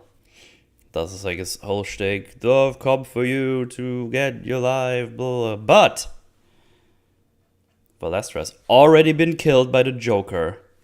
And Joker prepared a little surprise explosion for the Phantasm and a camera. Because it puts away the little newspapers, like, oh, I've come for you. And he's like, just having like this Joker grin from the toxin he uses. And this little camera looks at the Phantasm. It's like, wait, you're not the Batman after all. Oh, it looks like there's a new face in town. It's like, oh, also the new face, his legs and spleen. Wait, that note is not complete at all. That's just not even a sentence. Let's see. I think there's a new face in Gotham, and soon his name will be all over town. This is not to say nothing of his legs, feet, spleen, and head, and then runs out of the building. Yeah, that middle part was missing from this note, because just new face in town, and then also his legs and spleen. It's like, that doesn't make any sense. But yeah, Phantasm realizes what's going on and barely escapes. The whole thing just explodes. Then it's followed by Batman in his Batjet. Tries to get the Phantasm, a little squirrel, but then the Phantasm just vanishes with the smoke flisms. Yeah. Don't ask what it does. I don't know, and we don't get to know. It's none of our business. It's Phantasm juice. Yeah, it's phantasm juice, which makes you Yeah. basically invincible. You can't even get shot. It's a really fucking powerful thing she has, and Remember when the pickaxe handle was thrown like a stake through a vampire's heart and the smoke just dissolves it? No, that was. I'm so glad we're going to get that explained, yeah, yeah. and along with how she disappears here and all that. Um, uh, but this leads into that police chase, which I think is it's a really frightening concept, isn't it? That Batman has to go up against the police because he doesn't use lethal force at the best of times, and now he has to doubly hold back because these are just innocent people doing their job. Yeah, and they get to use lethal force. They're authorized because he's considered armed and dangerous. So they're going after him with full force. But yeah, he did. It's like probably like a 3-4 minute chase scene. Because police are now here. They see only Batman because the Phantasm has already vanished with the smoketisms. They try to capture him, and he's considered armed and dangerous, so deadly force is allowed. They chase after him, and he's able to dodge them for the most part until Construction site. they're in a construction site, and there's like a SWAT team going on, and they shoot into. I guess they just randomly shoot into the floor they think he is, and they shoot some explosive tanks. And that obviously deals some damage and almost knocks Batman out. He's even like lightheaded. We see like a POV shot where he's almost fainting. They think they spotted him, but what Batman did, he attached his helmet or his mask and cape to basically to the bat grappling machine or the bat hook shot, whatever you want to call it, and attaches to the helicopter. So everyone is just shooting at these things, and he's barely getting away from them with this diversion. But they still follow him into an alleyway. Keep in mind he got rid of his mask, so he's now also at risk to be seen for who he really is. He's going to be seen as Bruce in the bat outfit, and that would be a problemo. So he goes into that alleyway, jumps over a fence, and at the end, Andrea is waiting for him to pick him up in a car. Ooh, that's a coincidence. That's a little coinky dink. He just Ooh. goes in, and they drive to the manor. But unfortunately, we already established that they know each other, and she knows that he's Batman, so that's not a problem. Yeah. What I really like about this is that the best like Batman scenes aren't the scenes where he's like immortal beating up people. It's when he has to use his brain to get out of a really bad situation. So in this case, he's having to use literally every tool in his arsenal, including the very mask on his face to get out of that situation. And like, imagine how boring this scene would be if he had like the magic armor from the Batman, where it's just like, it really makes an argument for why Batman probably shouldn't be bullet immortal, if that makes sense. Like he should be like having to dodge fire and getting out of these tricky situations. Like he really has to think on his feet, sort of thing. Also, I don't have a picture of it, but I can actually point out the exact shot when Bruce. Firstly, when Bruce jumps off the construction site, he should have died because that fall was ridiculous. Yet they treat it like it was no such thing. Secondly, when he lands, he doesn't have a face. He doesn't have a face? Yeah. Wait, so when he's sliding down the crane or whatever. So he slides on the crane, and then when he lands, the shot where he lands. Let's see. Oh yeah, that is a pretty big grab. Yeah, you're right. Okay, let's see here. Next frame. Oh my god, that's just a nose. Oh my god. Yeah, it's Demon Bruce. Oh my god. There we go. No face. Beautiful. No face, no service. Yo, is that Clayface? Does Batman break his no guns rule when he bench presses? That's a good one. I like that. No, that is good. That's very good. But yeah, there you go. He was able to get away barely, and And I think I need to change a Lupenheimer's once again. A Lupenheimer. Oh my. Yes. No. Do I have any other notes for this? Oh yeah. For some reason, the police are a lot less trigger happy when they're chasing Batman through the alley. Like they just don't. I don't think they fire a single shot. Meanwhile, in the construction site, it's like. Yeah, that's true. They're just like, oh, I don't want to shoot anymore. Yeah, it's just like we all ran out of bullets back there. We only got this, and yeah, so we go back to Wayne Manor, and Bruce is all shirtless and bandaged again. Oh my! Oh my! Well, I'm sure. Yeah, they're kind of chilling out, talking, and then Alfred goes like, "Well, I'm sure I have other places to be," and just leaves. Because Alfred just knows exactly what's going on. They're being the big hornies for sure. Yeah, but we get a. Oh, go ahead. Go ahead.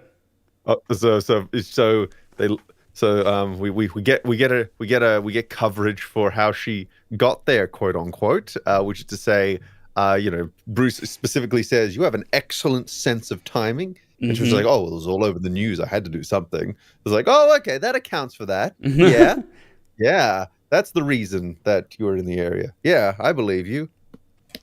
True. I believe you so hard. I mean, he's also hard. I mean, yeah. Yeah, and so the two times these guys fuck, Bruce is so injured that he has bandages like all over his body. So their love language really is physical violence. Yeah. That or Andrea has like this serious bandage fetish. Like, do you think the other times that they fuck and we don't see? Fuck yeah. Like I like to think all the other times that the only time they could get it, the only time I like to think that she couldn't get wet unless Bruce wrapped himself up like a mummy first. Nice. I like to think that is what's happening there. Yeah, and also, again, we have some beautiful symmetry with the previous romantic encounter. And we also have the flashback. Oh yeah, we also have that other flashback there where Carl looks like Walt Disney. Oh yeah. But yeah, basically she tells Bruce that the night they went to her dad's house, the dad was like, oh, I just barely got away from them to give them 24 hours because I owe them money.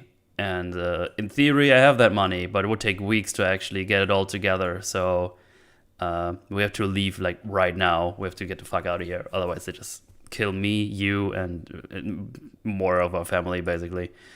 So they basically had to leave in an instant that night. They hit all over Europe, and at some point, her dad made a fortune when they were staying in the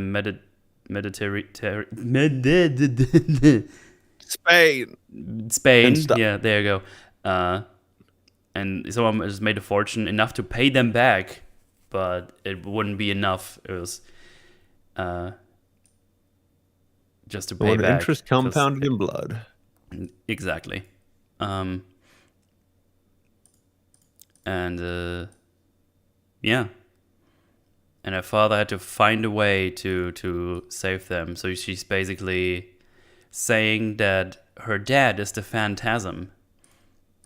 Yeah, good old daddy boy. And then they begin, and then they start kissing, and we have the very classic pan up away from what they're doing, and then we have a crossfade to the wet ocean soaking and gushing its fluids over the hard protruding rocks below. Oh my god. Oh no. I spent a long time writing that sentence last night.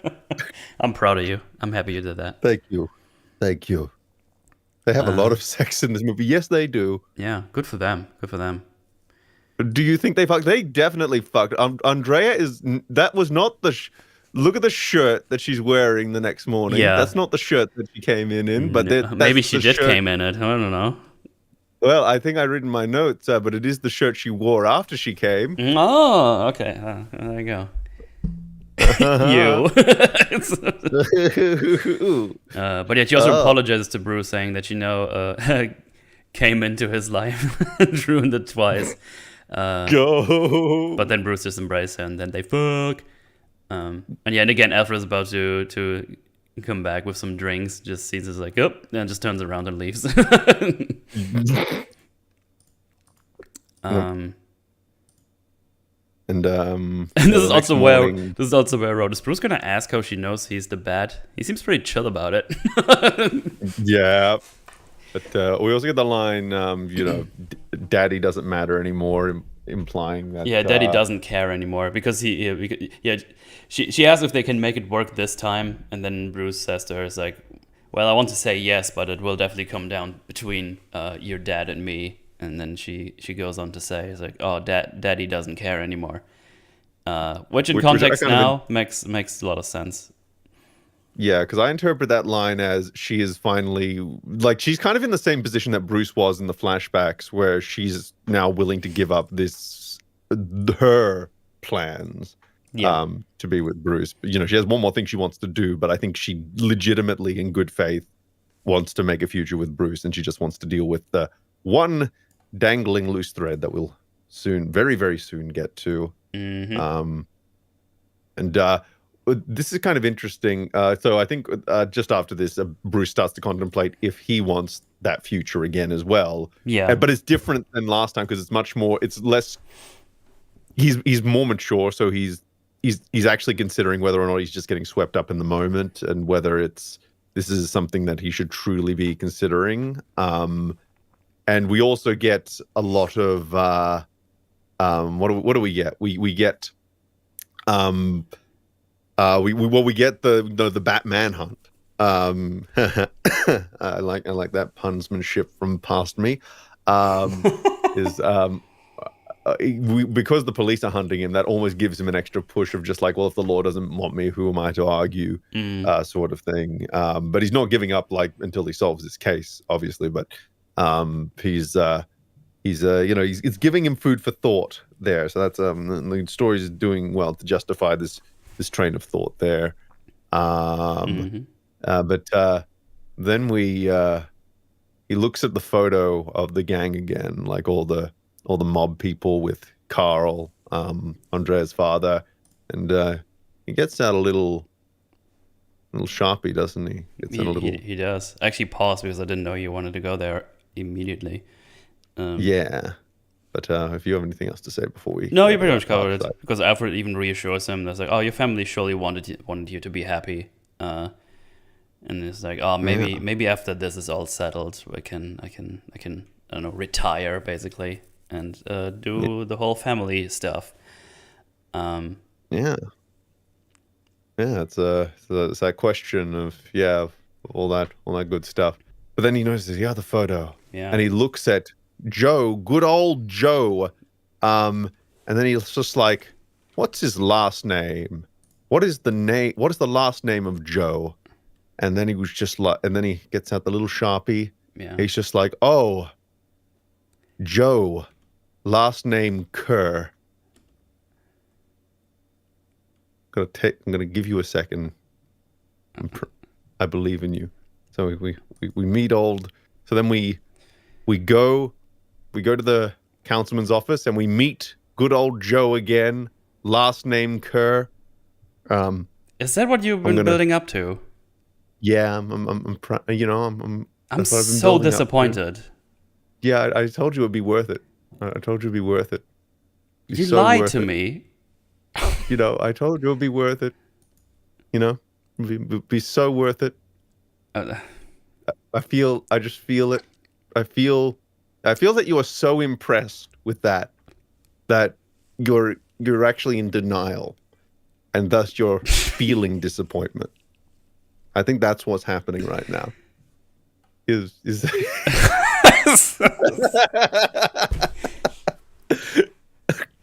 was the lowest hanging fruit for this whole thing. It was like last name Kerr, Lamau. But you want to know the best part? That is legitimately one of the Joker's pseudonyms in the comics. I believe it. Joker would do that. And that's actually the name of the... So, like, at the end of Batman Begins, you see the officer who wrote up the report on the Joker robbery that happened off screen, and his name is Joe Kerr as well. Glad I was here for Meme's final appearance on the Forge.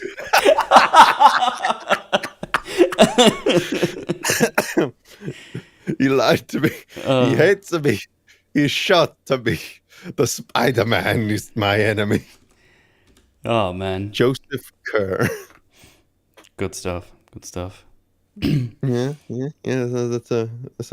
So what I will say about this is that they showed really admirable restraint for inserting Joker into there, because they didn't have any big moment of like, oh, you and me, Bruce, are gonna have a future together. It was all, the most they get is like just really sus looks at each other. Yeah. Which is just like, that's probably as far as that should go. It should be a tip of the hat, not a sledgehammer to the face. So that's a bit of admirable restraint if you're going to go in that direction.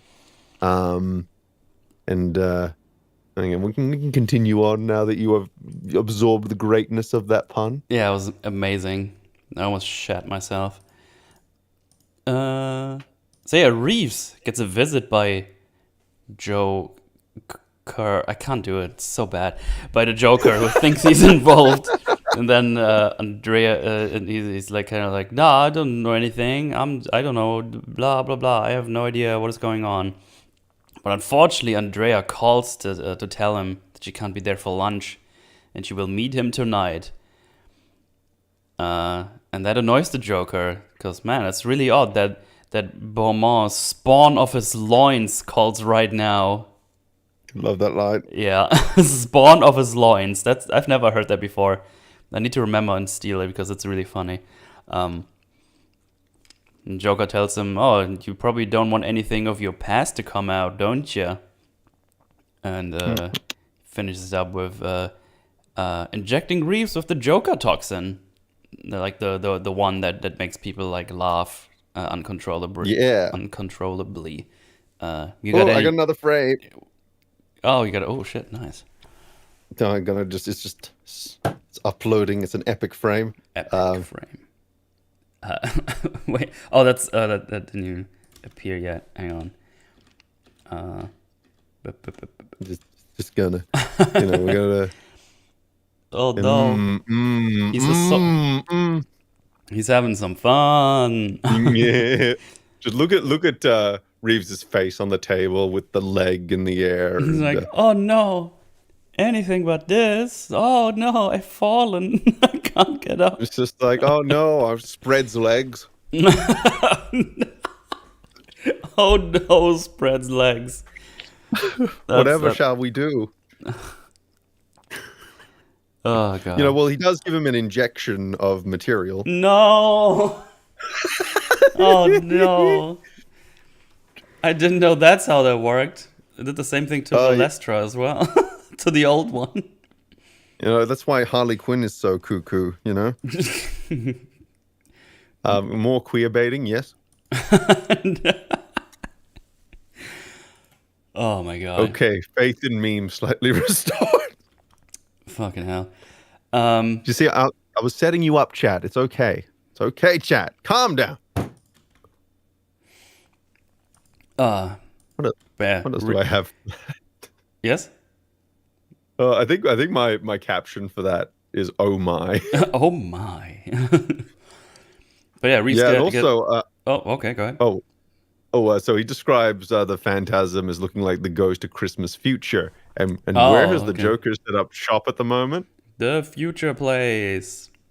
Yeah, and also he when Reeves insists that the Batman is doing it, the Joker just has a little button that goes. I just love he brought along a sound effect button just in case. Just in case he needs it. Yeah. Oh man, that's great. Oh my god! I just accidentally stopped on a frame. That's really funny. Show me.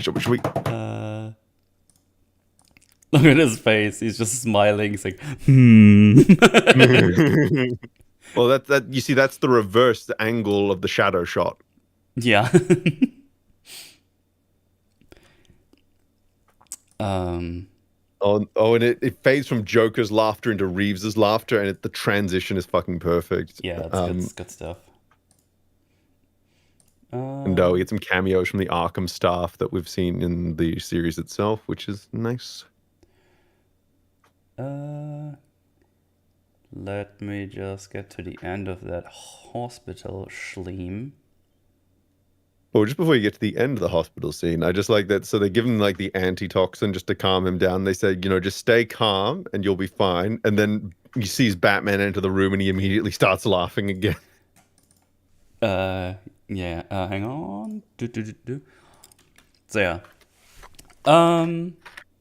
He gets brought to the hospital, where they kinda calm him down with some relaxant, as you already said. Kinda comes. He kinda comes. And he starts to chill, and then Batman is here, and as you already said, he goes like, like he's trying really hard. It's like, we need you to stay calm, counselor. And he's like, I'm trying my hardest, damn it, while he's just laughing. You said counselor. Counselor? Nice. But yeah, Batman is asking Reeves for answers, telling him that back in the day, he asked Beaumont for help, but Beaumont just said no. And because he was young and broke and desperate, he sold him to the mobs. And kind of basically causing this whole debacle we're in right now. Yes. Also, I put something in the chat. This is actually just this isn't a seedy freeze frame. This is more just a cool thing. Oh, it's just when he grabs to the Joker by the collar. It's the same like when he does it to Reeves. Yeah. Yeah, so they're both fake Jokers in a way, and with connection to the real Joker. So it's kind of like an interesting. I don't know if it's on purpose or not. It's just the framing looks almost identical in both. Mm-hmm. Oops. Neat. A coomjection? Oh no. Yeah. Do you think excessive ejaculation is like a side effect of Joker juice? Probably. Because like you're laughing so hard, like it's got to be tripping something. You got to think you just got to be going. It's almost like you like maybe one of the lesser known side effects. You can just cum yourself to death because of how excessive it is. Yeah. Welcome to Metals Forge. Welcome. I had a welcome. Nice. It's always nice. good. Always good to hear. Yeah. Always good to have a welcome. I think so.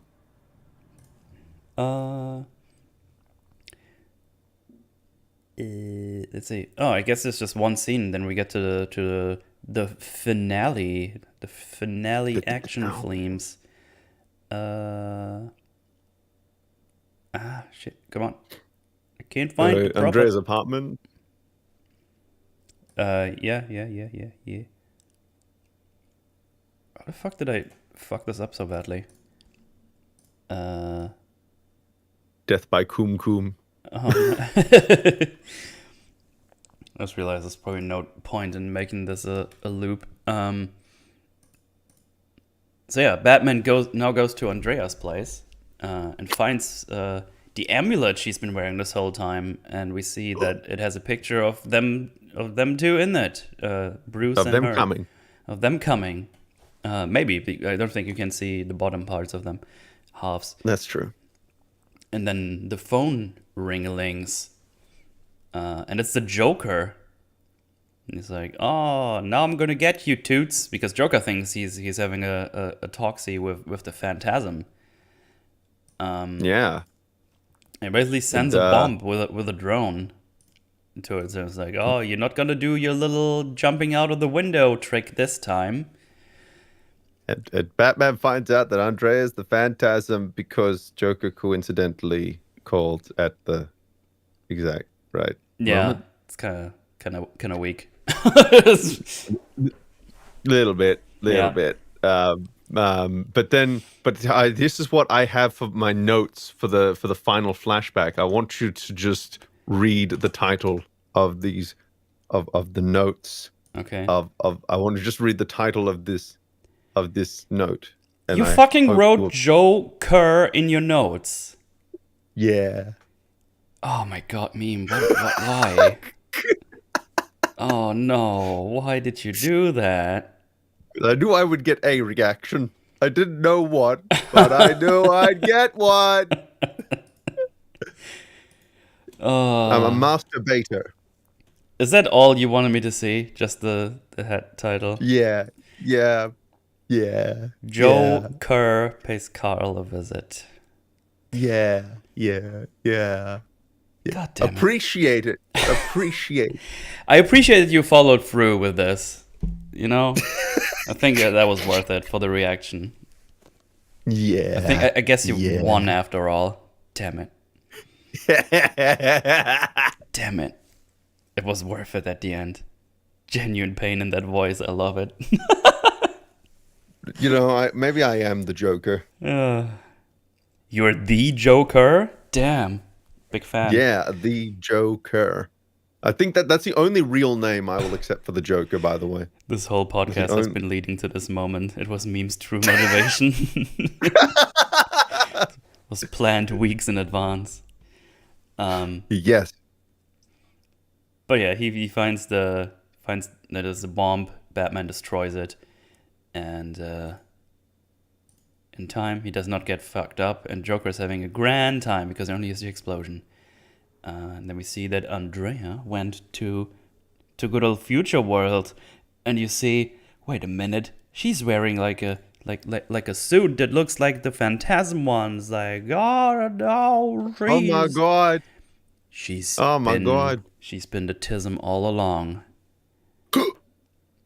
It also, before we get to the confrontation between Phantasm and Joker, just want to, we need to conclude the arc that I alluded to earlier. All right. The question.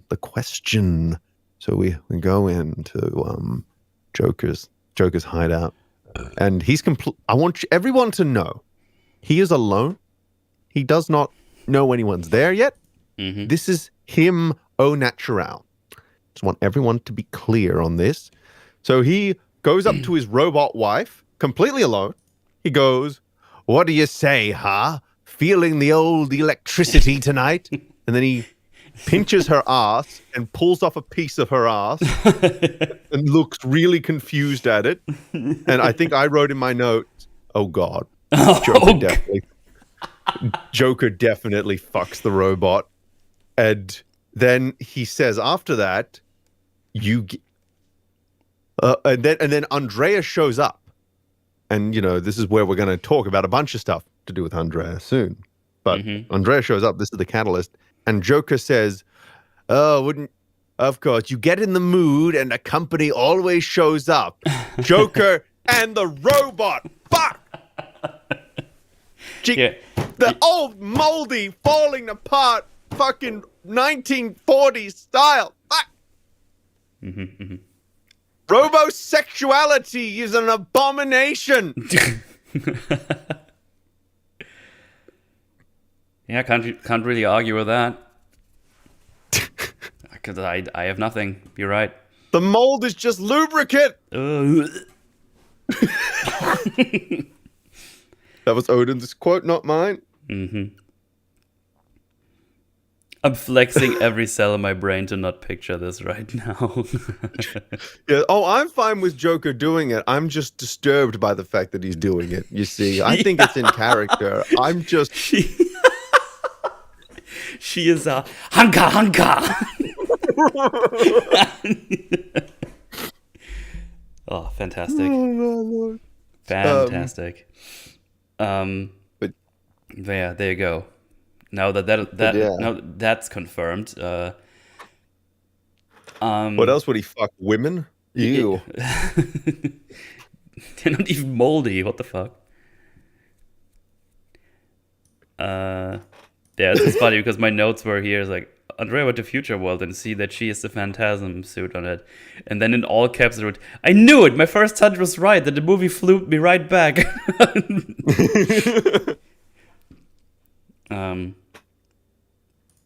But yeah, we get the last flashback. We see that that apparently her dad paid the peeps while they were hanging out in Europe somewhere, and she just comes back home from some groceries and see that young Joker, young Joe, is standing in front of the door, and she's like, "No, what are you doing here? We paid you. What is going on?" And just Mr. sees Kerr, what are you doing? Mr. Kerr, what are you doing? And she just goes inside, and we hear a scream, and it's like the dad has been dead this whole time. And then I've written down, so somehow Andrea got a suit with incredible powers, and we have no idea how it works, and it's very powerful. And yeah, I guess we already talked about this. She has this crazy powers with the suit, which she can just get shot at, but doesn't get hit somehow. I have no idea what before they introduced magic. I have no idea what her powers are. Apparently, she can teleport around, even with multiple people. But don't you see, it's an adaptogenic compound that explains everything. I don't know what that means. Neither do I, but apparently that's all we're gonna get. Yeah, I know. But yeah, it's really powerful, and we don't get anything. I know the power. Plot armor. Yeah, plot missed. Yeah, but the thing is, we don't even get anything where she got it from. She just has it.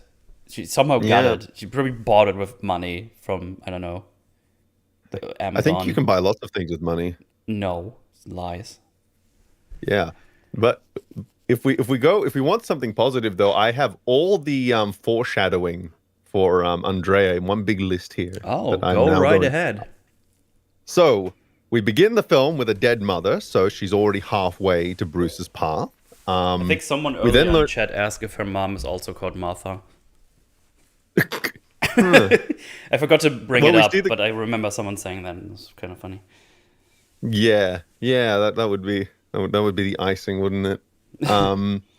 Let's see. So we have the fan. So we then learn in the next scene that she at least took self-defense classes, which gives her certain skills that a vigilante could utilize. So that so we have motivation laid down first, and then we have practical foundation established as well, which I think is kind of important, right?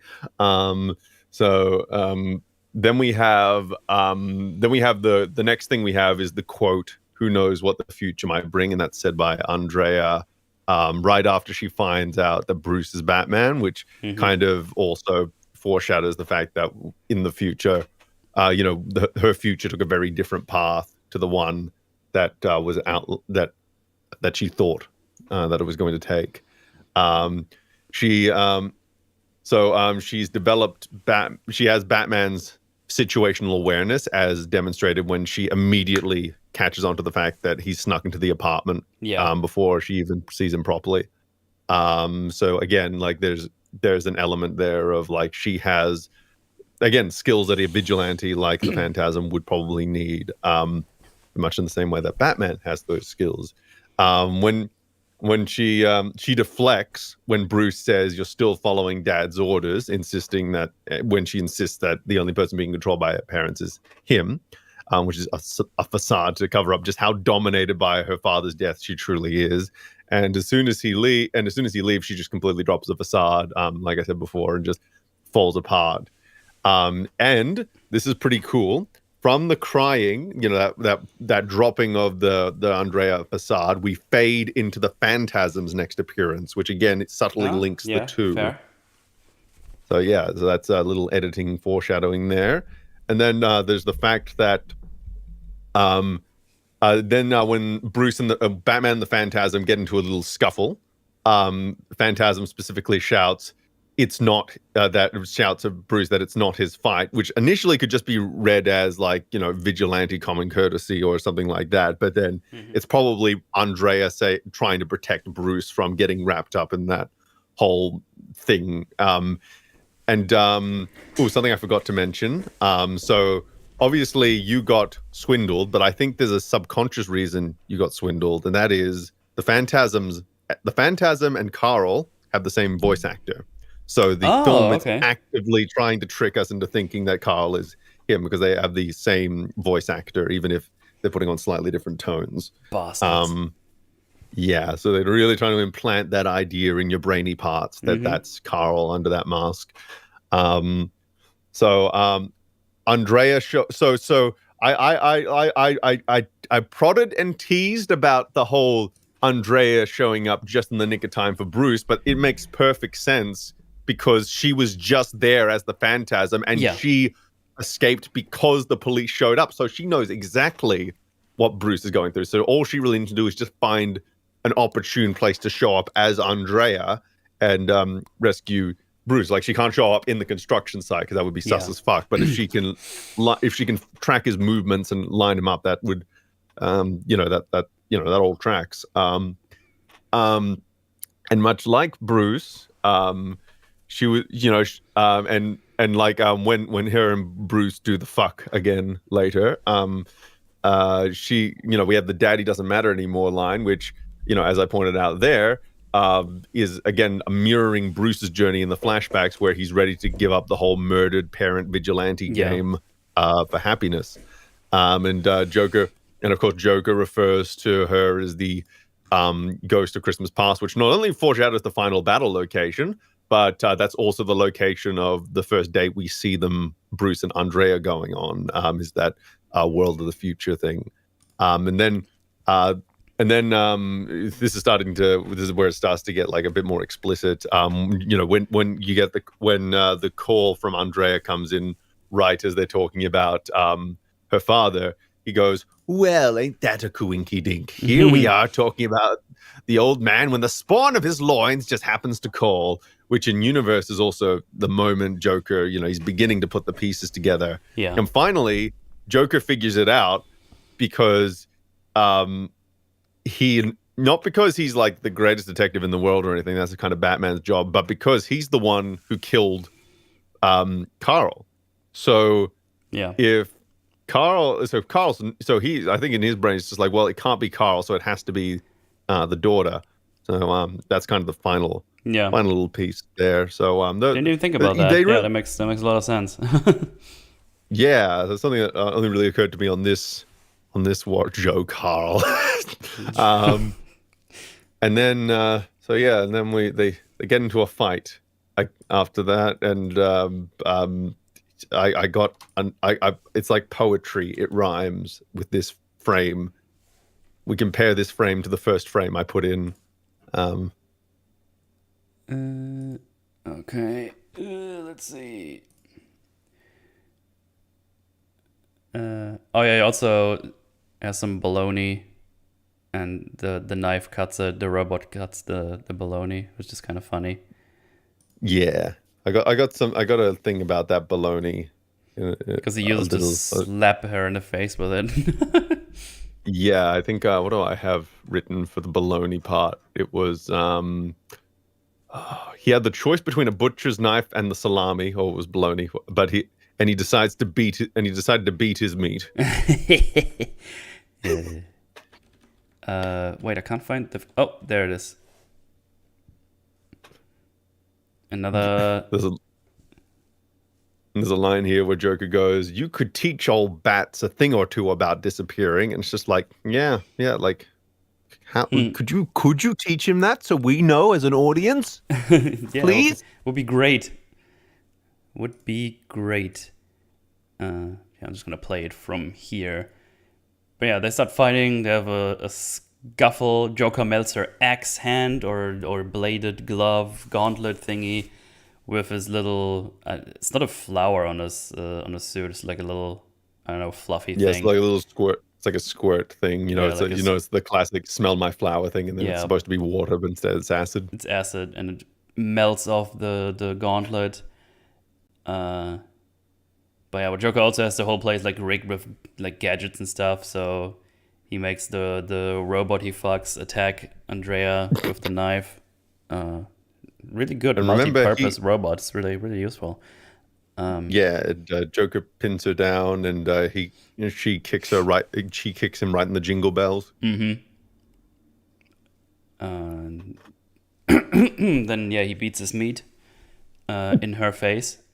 And then he jumps through the window outside, which is a pretty deep fall. He should be dead, but we Yeah. apparently that's not a thing we care about in this movie because that happens a lot.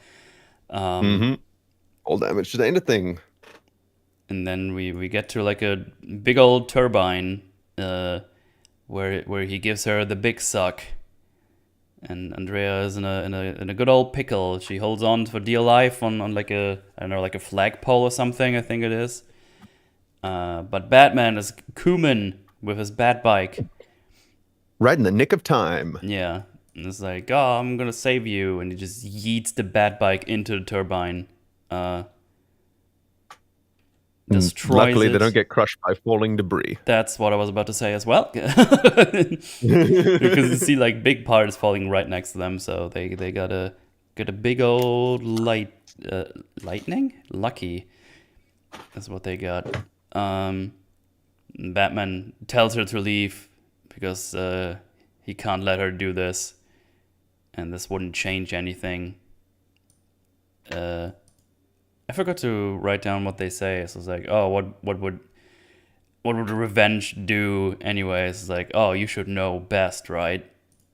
Oh, I have the quote. Go ahead. What will vengeance solve? If anyone should know the answer to that, it's you, Bruce. Mm-hmm. Exactly. And then they go to Tiny Land. Yeah, because Andrea actually leaves with her mist powers. So don't ask me where she goes. She just leaves and comes back later. She goes to the Schloop dimension. Yeah, and then you go to a miniature future Gotham. Has like small cars and little helicopter drones thingies.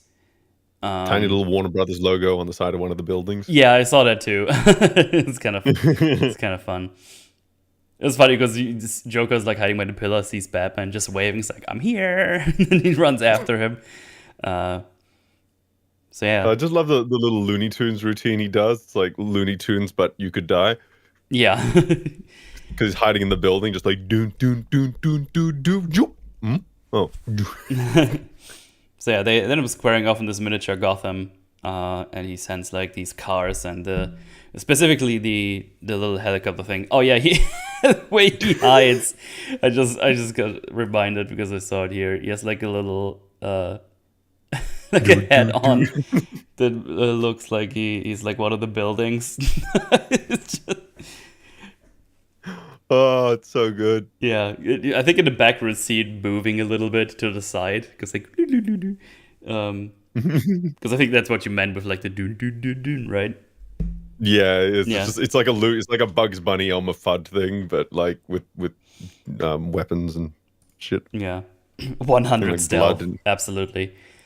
Yeah, he presses like the remote, and all these helicopter flames go right after Batman, and he gets cut up a little bit. He gets like slooshed by the helicopters. You said you had something specific to say about this, or it's just that there's like a bit of blood here because he gets cut up and stuff. So bloody teeth, blood nose from the Joker. He gets cut up, blood, all blood, and then he activates the bomb. But no, he activates something, and the wife goes ha ha ha. But we see it's a bomb. So I guess you could say Joker's wife was a bombshell. I would have said she would have. I would have just kept it smaller, shorter. No, she everything is long, and his wife was the bomb. Yeah. And a tooth goes flying, as someone just said, as well. But yeah, he activates the bomb. Bleeding blood. Exactly. And Batman gets the the puns Jesus died for. Yep, that's exactly what is going on. But yeah, Batman just uses his cape to catch the little helicopter thingies, planes, whatever you want to call them, and smashes them on the ground. He's cut up all over the place. And right after that, Joker yells at him, this whole place is wired. You have 5 minutes to escape. Hee. And then just runs away. And Joker I like to think that... Yeah? I like to think Joker specifically tells Batman that the place is about to go up because He doesn't really want Batman to die. He's too No. much fun. Yeah, exactly. He's too much fun. Um, Music is so good. absolutely. And then Joker has like some as a jetpack prepared, and he tries to escape with this. But yeah, Batman is on his heels. He grabs onto him. And he's like, "No, what are you doing, Bats? You're the only way for us to get the only way for us to get out of here." I think he says like, "Oh, by any means necessary" or whatever, and Whatever it takes. whatever yes. it takes, and he crashes him into the ground or something. Yeah, through the globe with the rocket. They fall down. The thing is over. And then Andrea appears again out of thin mist. Joker says, "Okay, fine, I surrender." It's like, no, this ends one way or another. And she's about to teleport away, and everything starts exploding. The first half, and just looks at Bruce and just says, "Goodbye, my love," and then vanishes with the Joker in her hands. Also vanishes any possibility of an explanation for her powers. Yeah, because that seemed. Couldn't you have just helped Bruce here real quick? That would have been nice. Just teleport you all out and then teleport away again. Yeah. Don't worry, guys. Joker's fine. He'll show up later. Because that would also get rid of this incredible luck Batman has here, because he falls into some sewers that lead him straight out of this place, and he's basically unharmed. If you would have had an explanation for her powers, and would have known, okay, she can teleport to, I don't know, a short amount, you could have gotten her out, so that would have been a bit better. Because now he just falls through the ground from the explosions and gets slooshed through the sewers and escapes untarnished. For once, I'm stuck without a punchline, he says. Yeah. Mm-hmm. And if you want to find out how Joker escaped, actually, I can just pull it up, can't I? How Joker escaped Phantasm comic. You have to. Yeah, there's a comic that shows how he got away. I think somewhere. I didn't think he got away. That's the. Oh well, he shows up later in other stuff, so he had to have gotten away. Because I was wondering, because they all got away, but he didn't. It's like, that's weird. Yeah, like he does something or another. I don't know. I think that. Oh my god! I think the comic at least explains that in that moment, like Andrea just basically just went into the sewers with Joker, and then I think Joker just breaks free or something after that, and just runs off. I don't actually. I'm trying to find the comic specifically, but can't see. Doesn't come up on the first page Google results. Should have prepared it ahead of time. Didn't. Wow. Because I'm prepared. Useless. I'm really prepared. Yeah, I am. I'm very useful. Oh, is there? Oh, is this? Did I find?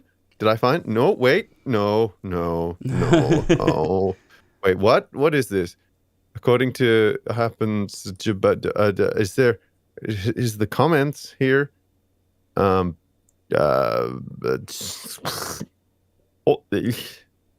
yeah. I don't know. Okay. So they go into the sewers basically the same way Batman got out, just and then the Joker gets away. Ha ha ha ha. There we go. Okay. Well, there you go. That was worth it. There's your explanation. So worth the chat. Joker. But yeah, they all escape, and it's all superb. We got a last scene in the one of the last scenes in the Batcave. He gets like treated by Alfred, and he basically says Alfred couldn't save her, but Alfred makes clear that she has fallen into the abyss years ago, and that he was worried that this is what Bruce will become, but he hasn't after all these years, and he thanks heavens for that. And then Bruce eyes something that there's some shiny tisms in the Batcave, and he sees that's Andrea's medallion, and he looks at this and is sad. You could have chosen a better location, Andrea, just to It's kind of a dick move. Yeah, like because that's like directly like that's next to the road the Batmobile has to go down. So like, what if it just got dislodged by the Batmobile going past? Yeah. Um, Also, I got some notes for this part. Um, so we kind of this is kind of this is the climax of their relationship and everything. So we gotta there's a few things to break down what Alfred says. So Bruce and Andrea were alike in so many ways, and it's why they worked so well together, why they were so drawn towards each other. The primary difference between them, however, is that Bruce found larger purpose in Batman. Batman isn't a specter of vengeance. He's a dark angel protecting the innocent. Bruce always focused on preventing the tragedy that befell him from being inflicted on any other child. Andrea, on the other hand, could only focus on those who had wronged her. As we've seen throughout the film, Bruce thought long and hard about what the tragedy ultimately meant. That's part of his internal conflict. He's thinking about whether he can get with Andrea because he's so thoroughly thought about what that tragedy means to him. Andrea, meanwhile, could only fixate on the fact that the tragedy happened to her at all. The film goes out of its way, to show how contemplative Bruce is. Meanwhile, Andrea could never escape. She fell into that abyss while Bruce forged his pain into a force for good. So what was the difference that caused one to succeed while the other one to fall? Well, there's a lot of factors that play into why we make the decisions that we do. The age difference certainly didn't help. Bruce had time. He only lost them. He lost his parents as a child, so he had time to work through that pain. While Andrea was like a pretty fully formed adult by that point. But more than that, Bruce had Alfred to guide him, like the very person who was giving the pep. The pep talk he's getting right now is the very reason Bruce probably stayed on the straight and narrow to begin with, because he had someone to fall back on to play dad, to support him in his darkest hours. Andrea didn't have anyone. Her mother was already dead. Her father was taken from her by good old Joe, and we can infer that she was too ashamed to reach out to Bruce, especially when thoughts of revenge poisoned her mind. It's only when she finds out that he is Batman that she begins to ponder if there is a chance for them, that Bruce would truly understand what she became rather than being repulsed. And lastly, this is just kind of a funny note to end on. So when he's talking about falling into the abyss, he's literally sitting at the edge of an abyss in the cave. And so when Alfred says, obviously that's a very powerful visual metaphor there, but it also makes me want to take that really literally. So, but you haven't fallen in, and I thank heaven for that. You really should put some guardrails up, sir. It's really dangerous. It's really dangerous. Yeah. Yeah, absolutely. Don't really have anything to add to that. Yeah. And then we get just one final scene at the end where you see that Andrea made it out too, and she's on the boat. And then there's some random guy, because they're having a party. It's like about to flirt with the lady. He's like, oh, there's a pretty lady there. He's like, hell yeah, I'm gonna hit that. But he realized, like, oh, sorry, do you want to be alone? And she just says, I am. Owie, my heart. Ow. That's literally what I wrote in my notes. And just a little wholesome note also is that, this guy at the end, he's like a fairly non-consequential character, but I just appreciate that he could have easily just been the sleazy guy. Yeah. Just going like, oh, but instead he's the guy who's like just out to have a bit of a flirt. But then as soon as he sees that as soon as he tunes in and sees that she's clearly not in a good way, he immediately goes, oh, okay, I'll be respectful and give you space. So it's just like, cool, breaking stereotypes. Good stuff. Good shit. Yeah. Yeah. And then the final scene, which this is what I called the final scene in my notes. I think if you like puns, the quality of my puns have only been good The night And I goes will have no on. slant. The music, Big Coom, now. Yeah, it's pretty spot on. Yeah, Bats is looking over Gotham, and just yeah, duty goes on, and Yeah. sees the bat signal, and it's the end. GG. Good tisms. Good red overall. Pretty good red. Fuck yeah. The couple of issues we talked about could have probably easily been fixed with a little more time. Just move some stuff around. Give us an explanation for the powers. Maybe a little less of the high falls would have been nice. Yeah. Those Less contrivances, stuff like that. Yeah. But again, issues that don't break the overall movie too much. Yeah. Obviously, the biggest issue, the powers that Andrea gets, or the suit she uses, or whatever it is. That would have been nice to know. And could have even fixed another contrivance at the end if we would have known what the powers were. So, yeah. Not terrible problems to have. Again, as I said before, if that's the problems we have again these days in media, that would be nice. Would be nice. Very nice. Because those aren't problems that break whole universes and all continuity of everything, which is always a big bad. Cause Yeah, we don't like that around here. We like it when things are understandable and make sense and don't require like oceans of inference to even make remote sense out of. Absolutely. But yeah, no, good stuff. Really good stuff. Very glad I finally watched that. Yeah, good shit. Good shit. Very good shit. Absolutely.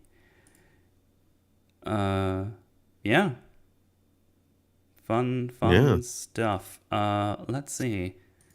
Fun on the bun. If you don't have anything else, I'm just gonna do some super chatteroonies right here. Yeah, no, there's a reason this is like considered one of the all-time greats of I can Batman. see it. It's really good. It's really, really good. Yeah, like I think, while this is especially because this came out in the era where it was like all, where the Batman films were interested in, where the live-action Batman films were not interested at all in exploring Batman as a character. He was basically just a reluctant addition to the villain show. Mm-hmm. Oh, this one's just going hardcore. This is a deep character study about a time in his life when he was having doubts about the very concept. And it's not just exploring the parents thing. It's about, all the things that life would throw his way and how he deals with that. Yeah, it's good stuff. It's really good stuff. Yeah. Got some Streamlabs ones. Remember seeing this movie for the first time and only time on Cartoon Network. They were running a Batman animated film marathon at the time. The memories, such good times. Nice. Yeah, did they keep the fuck? Time. I hope so. I hope they Better. put in more fuck, hopefully. Yeah. Would take the €9 ticket to Langenfeld tomorrow if I did not have other plans, but be flying some days. It's more joking. Probably won't be talking a lot anyways because I'm hanging out with friendos for a birthday. But it's all good. I don't expect actually anyone to get there. Let's see. Just watch Batman The Long Halloween. It's good. That's another one that people praise all the time. I heard about that. Yeah, that's a very recent one. I'd be curious too, though. I've not seen impressive because they've started another animated universe that seems to be doing better than the previous one that ended with Apocalypse War.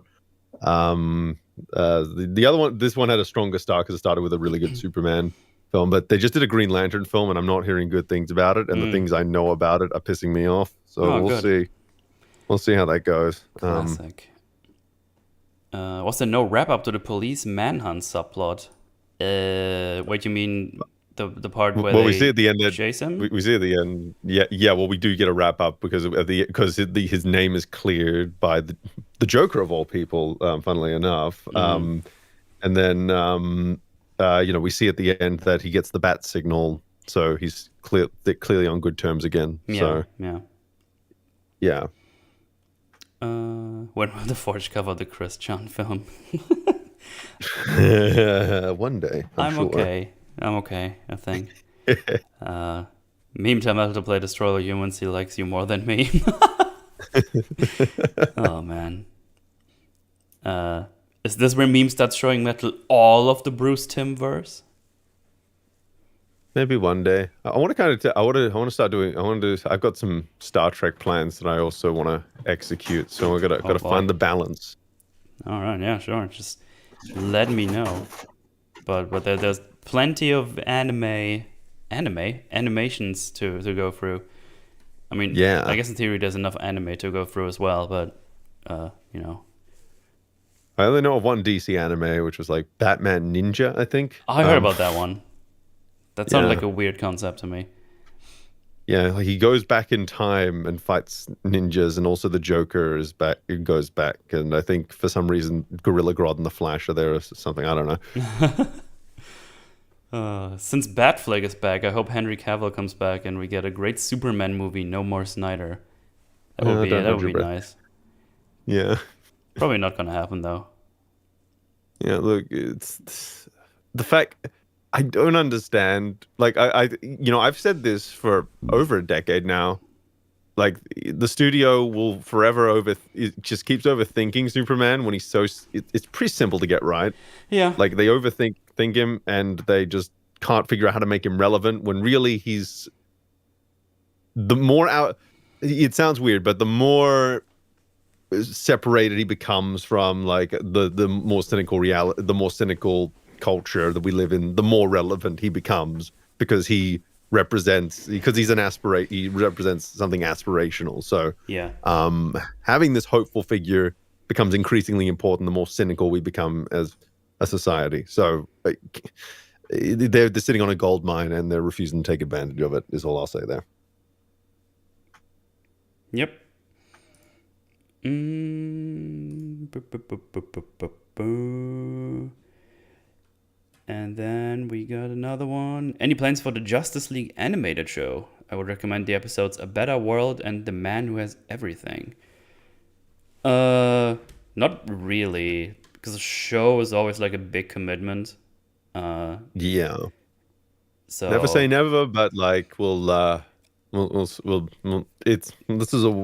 a wait and see. Yeah, especially because I'm already doing like TNG with Jay as well. Yeah, and like there are some shows where you can just take episodes out of context and it's fine, but with by the time you get to Justice League, there's so much groundwork that's been laid, so it's like but that would be a long-term thing if it happens at all, I think. Yeah,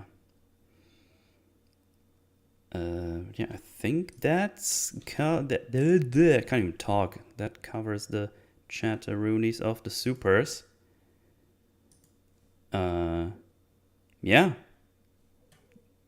We've done it. Almost 4 hours again, Meme. We did it again.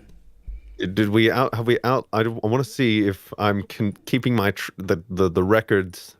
The consistently keeping it. Okay, what was our time last time? It was 4 hours 15. So we're not quite up to we haven't quite beat our record last time, but that's okay because you don't need to do it every time. That was a long. It's okay. We don't need to. It's okay. One day we will do an 11-hour forge, and everyone will want murder at the end. It'll be great. The forge is always long and hard whenever Meme is on. Yeah, baby. Yeah, with my expert. I think you would agree. Expert wordplay. The best words that are played. Like when you put Joe and you make his last name Kerr, and it's the best pun you ever heard. God damn it!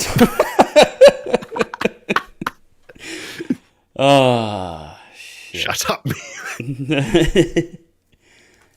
Oh well. Well, anyway, What are you up to? Are you doing anything fun, or are you just doing some strumbles here and there, playing the little Star Wars Outcast games? Yeah, well, I got a script written that I'm just waiting for my voice to recover Oh, before I exciting! record it. So that's it's about that Obi-Wan show. Oh Um, no. I'm not going to say anything more about it. It's actually not covering the writing too much. It's actually because that show's so incompetent. There's a lot of stuff to talk about, and wanted to focus on something kind of easy to focus on because that was something fun. Because I'm sure there's going to be a day of reckoning for the writing for that one. So I wanted to focus on something that was a pet peeve of mine, and it Hmm. still ended up being like a 30-minute script. So, um, Very good. yeah. So I'm actually going to probably stream right after this. Oh boy. Actually, because the according to my graphs, like people are awake at this time, so I'm probably going to feed my Oh, cats, and then I'm going to launch right into streaming. I'm going to do some more Jedi Outcast there, well, there and you we go. can see if I eat the microphone. Well, That'll be fun, and I'm go down to the links, everyone. It's gonna be relevant in, I don't know, 20 minutes or whatever. yeah, something like that. And yeah, it sounds pretty recovered. Yeah, well, it's like 95% back of the way. It's just it's still a little bit sensitive. So Mm. yeah, so I'm just waiting for that. And yeah, I'm also helping the long man with his next project that I think he's talked about on stream. So I'm allowed to say that I'm working on it. I'm not going to Mm. say what it is because that would break the non-existent NDA. But it's going to be good. It's going to be good. I'm having a fun time editing it at the moment. Got some good gags in there. Just yeah, gonna be a fun time at the movies. And stop looking at me like that. She's just going crazy. Which means it's probably time to feed. So yeah. So stuff and junk and junk in the trunk and all that stuff. Yeah, go Cougars. Okay. Very well. Find all the links down below. Click them, or I will find you. Oh God, no! Don't touch me. No, not you. I'm sterile. Oh, okay. Yeah. I'm just gonna stream more stuff, do metals, forges, and work on that John Wick script every time I have time to do so. Yeah, But hopefully, all those shows are gonna settle down now for a little bit, so I don't have to watch these shows all the time. That would be nice. Andor's coming soon. Fuck. uh, but yeah, thank you all for thanks me for joining me once again. It's been a pleasure No worries. as always. Maybe one day I'll invite Joe Kerr to this forge as well. We'll see. Yeah, But yeah, yeah. thanks I for know we everyone. catch on. Thanks for all the kind super chats and donations. I appreciate it. And yeah, see you in the next one. Goodbye. You.